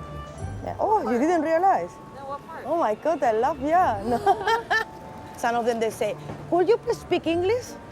And I say, I'm trying my best. Her job isn't just to chat and be friendly, it's also to ensure nothing dangerous gets through to airside. Could you please open the bag? So let's see. Which means investigating all those belongings passengers just can't do without. Dun, dun, dun, dun. That's my iPad. Is it? It's yours? Yeah, you need to be a bit noisy. You know, like what's in there and you check. Oh, lots of candies, eh? Hey. Lots of candies for the flight. Hello. Is this yours? Yeah. Perfect. So. That's the Dutch cheeses. This is olive oil. Okay. Oh, there's garlics. Are you scared of Dracula? No? I never know what to expect when I'm searching bags. You know, it's always a surprise. You have a bag to search. To get everyone through to departures on time, Estefania is going to have to pull something out of the bag. So I need to check that. Yeah?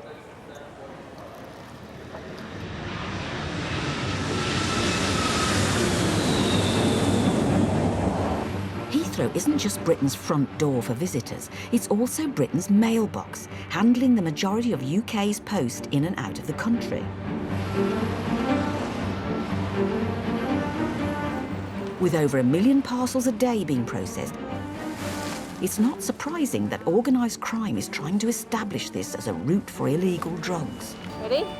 And this is how a postman's arch enemy has become a Border Force officer's best friend. You had too much dinner, mate. Enter Border Force dog handler Rachel and Cole. Good lads. See what you can find. Cole comes from one of the oldest breeds in the world, the English Springer Spaniel. And he's one of over a dozen sniffer dogs working at Heathrow. Good boy. Come on. Good lad. He's so keen, he never wants to actually stop working. Come on then. Kick on. Good boy. Today, the drug-busting duo are back on the mailroom floor checking international post, on the hunt for the slightest whiff of smuggled contraband. So normally when he's this insistent that there's something there, then there should be drugs there. So he's just shown interest in a couple of packets, so we'll take them off and have a little look and cross our fingers and hope there's some drugs in there, hopefully. Awesome. Very pretty paper. Yeah.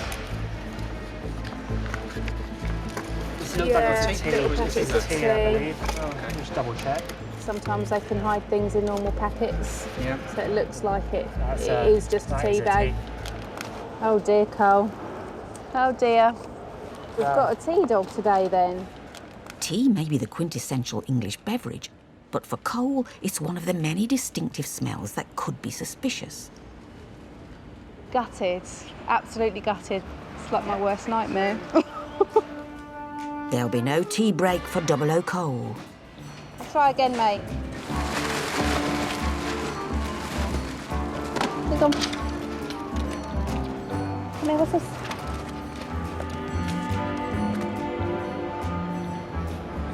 Here, come.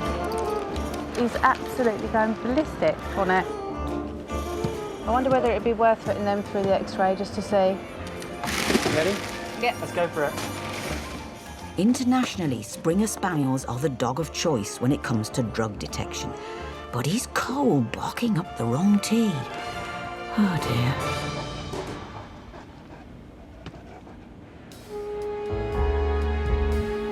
In Heathrow's vast mail warehouse, sniffer dog agent Cole is on a mission and has picked out some suspicious-smelling packages. He's the expert. They do this all the time, don't you? All the time, yeah. You look at X-ray machines and I look at my dog's bottom. The suspect items are going through an X-ray machine to see if Cole sniffed out something illicit. Got some drugs here, I reckon. That's that one. So you see this organic mass here Yep. with a plastic bag around it. I think it's definitely worth a check. Cool. Should we go have a look? Let's go have a look. Excellent. Okay.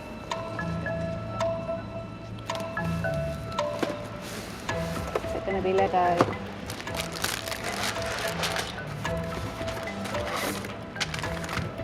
Oh.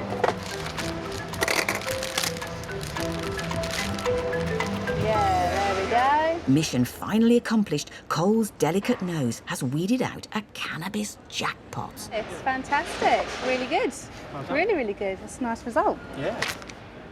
Cannabis is the most commonly used illegal substance in the UK. Although Cole's not trained to find cannabis, the dogs find concealments out in freight and in courier and mail because it's something that smells out of the ordinary of what they're expecting to smell. In fact, postal order pot is on the increase, with nearly 1,400 stashes like this being seized last year. I mean, I'd say that's about 70 grams. Now, I would expect this would be supply. Something like this, it really would fall on the person who's receiving it or caused it to be imported into the UK. Good boy. Yeah. Good dog. By springing into action, Agent Cole has proved this prying pooch is paramount when protecting Britain's borders. Oh boy. All in a day's work.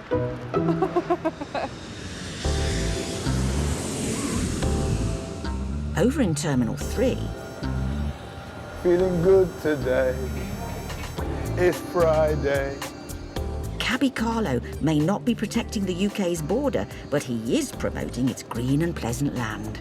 Yeah, I'm proud to be British. We're very direct, sturdy. I'll have a pint, mate. You know what I mean? Yeah. Today, he's picking up inbound passengers. That's the fantastic service we have here in Britain. And making sure they get a great British welcome. Hold on to your house. 1.5 miles an hour we go. All right. When I mention Britain, what comes to mind? Tea. Tea? Yeah, a cup of tea. A cup of tea? Fish and chips. Fish and chips. Fish and chips in the pub. I eat it about 5 times a week. Everyone moans a bit. A lot. Patience and queuing. Got that down to a very fine art. We're probably going to queue up any minute now.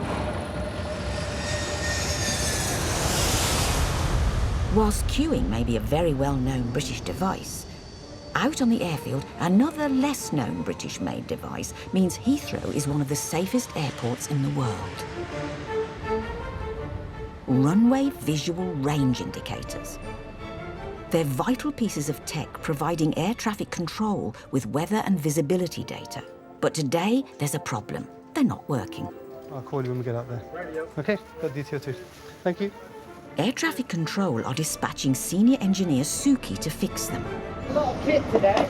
It's not quite as big as it looks. It's in very highly protected boxes. And he's joined by trainee Zoe. I am an engineering technician. I was an engineering apprentice. I'm training in this job. With qualification taking 3 years, Zoe's being mentored by Suki.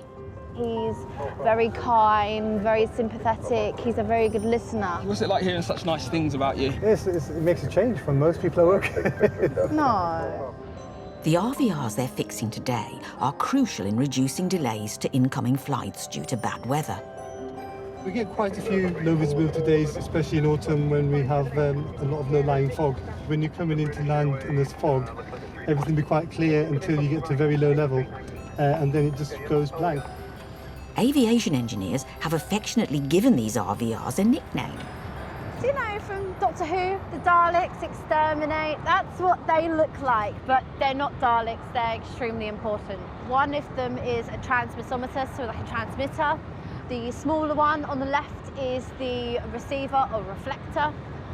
So the transmissometer is sending a beam of light outwards, and depending on how much light that reflector receives, determines the ground visibility. That vital information is then relayed to air traffic control and onto pilots. Loosen it quite a lot so that... So if the RVRs can't be fixed, flights could be delayed, or worse still, cancelled. I would help you, but I'm 5'3". There we go. There we go, perfect. Yeah, go to your site. This is more my height friendly, isn't it? Wow, there's a lot of dirt on this one. Cool. Yeah. Okay. Turns out the Daleks have had an altercation and been knocked out of alignment, so Zoe and Suki need to carefully recalibrate. So what we've done is to put a target on the other side. We're now making sure that the transmittometer is aligned correctly. The instruments will be aligned when it's got the square K17 from the grid in its crosshairs. It needs to go a little bit more that way. Yep. Yeah, a little bit more to my right. You want to check? Yep. It's K17. Perfect. It's in specification. It's all good to go. And that means flights are also all good to go. It's amazing being this close. I mean, a lot of plane spotters are very, very envious of us being right here, right now. This is the bit where we're standing that makes your job really exciting. Wow, how cool. From a plane spotter on the runway who keeps flights ticking over, to a bag spotter in security whose ticky-ticky is being stretched to the limit. Oh, you're a good camper. Yeah, I have some experience, you know. It's the end of Estefania's shift and the end of half-term, which means there's been no let-up to the relentless bag searching. And with only an hour to go, Estefania has to stay tuned in. So you're right for me to search your bag, yeah? Okay. As she detects a suspicious-looking shape. Oh, wow. Yeah, right. Okay. Will you please open the bag? Heathrow's X-ray machines immediately flag up wired devices. Different materials that go through the scanner come up in varying colours. Metal tends to come out blue, wiring green. Oh, okay, so it's a radio for your car. Yeah. A radio for your car, okay? So it's for Mercedes. Oh, okay. It's very expensive in Norway, so I need to open it to do the swap, okay? please do. Okay. Okay, anyway, I'm gonna have to ask my manager because it's a large electronic and it's not very common. There is a certain size that a passenger can bring through for an electrical item, like they can't bring a fridge freezer through, obviously. What do we have here? So basically, I wanted to show you this because the chairman is carrying a radio for his car. But as long as it fits through the X-ray machine, that's how we gauge it, really, you know. Okay. So if you come here to buy it, is that right? I bought it in Orlando, yeah. Oh, okay. Florida. So how much of a saving did you make then? The tickets and some. Saved maybe £400 or £500. Okay. That's good. That's fine. So Yeah, we buy cars sometimes if I find. You buy cars? Yeah, if I find Oh, them. how many cars you have? I'm not sure, 8, 10 maybe. All right, so you have like a collection. Yeah, it's old cars from 1950, Wow. 1965. Oh, I think I need to go to Norway, yeah? Yeah. I need to go to Oslo. Just for a come. ride. I'll come and pick you up. Okay. Estefania isn't the only person who wants to go to Norway. After seeing all this lot go on their holidays, I fancy a trip myself. Okay, bye-bye, taki-taki. Smooth operation for the meticulous airside safety team, keeping the apron clean and tidy. Don't worry, I'll walk around with the rubbish. All right, thanks. Yeah, cheers for that. Two are all hearts.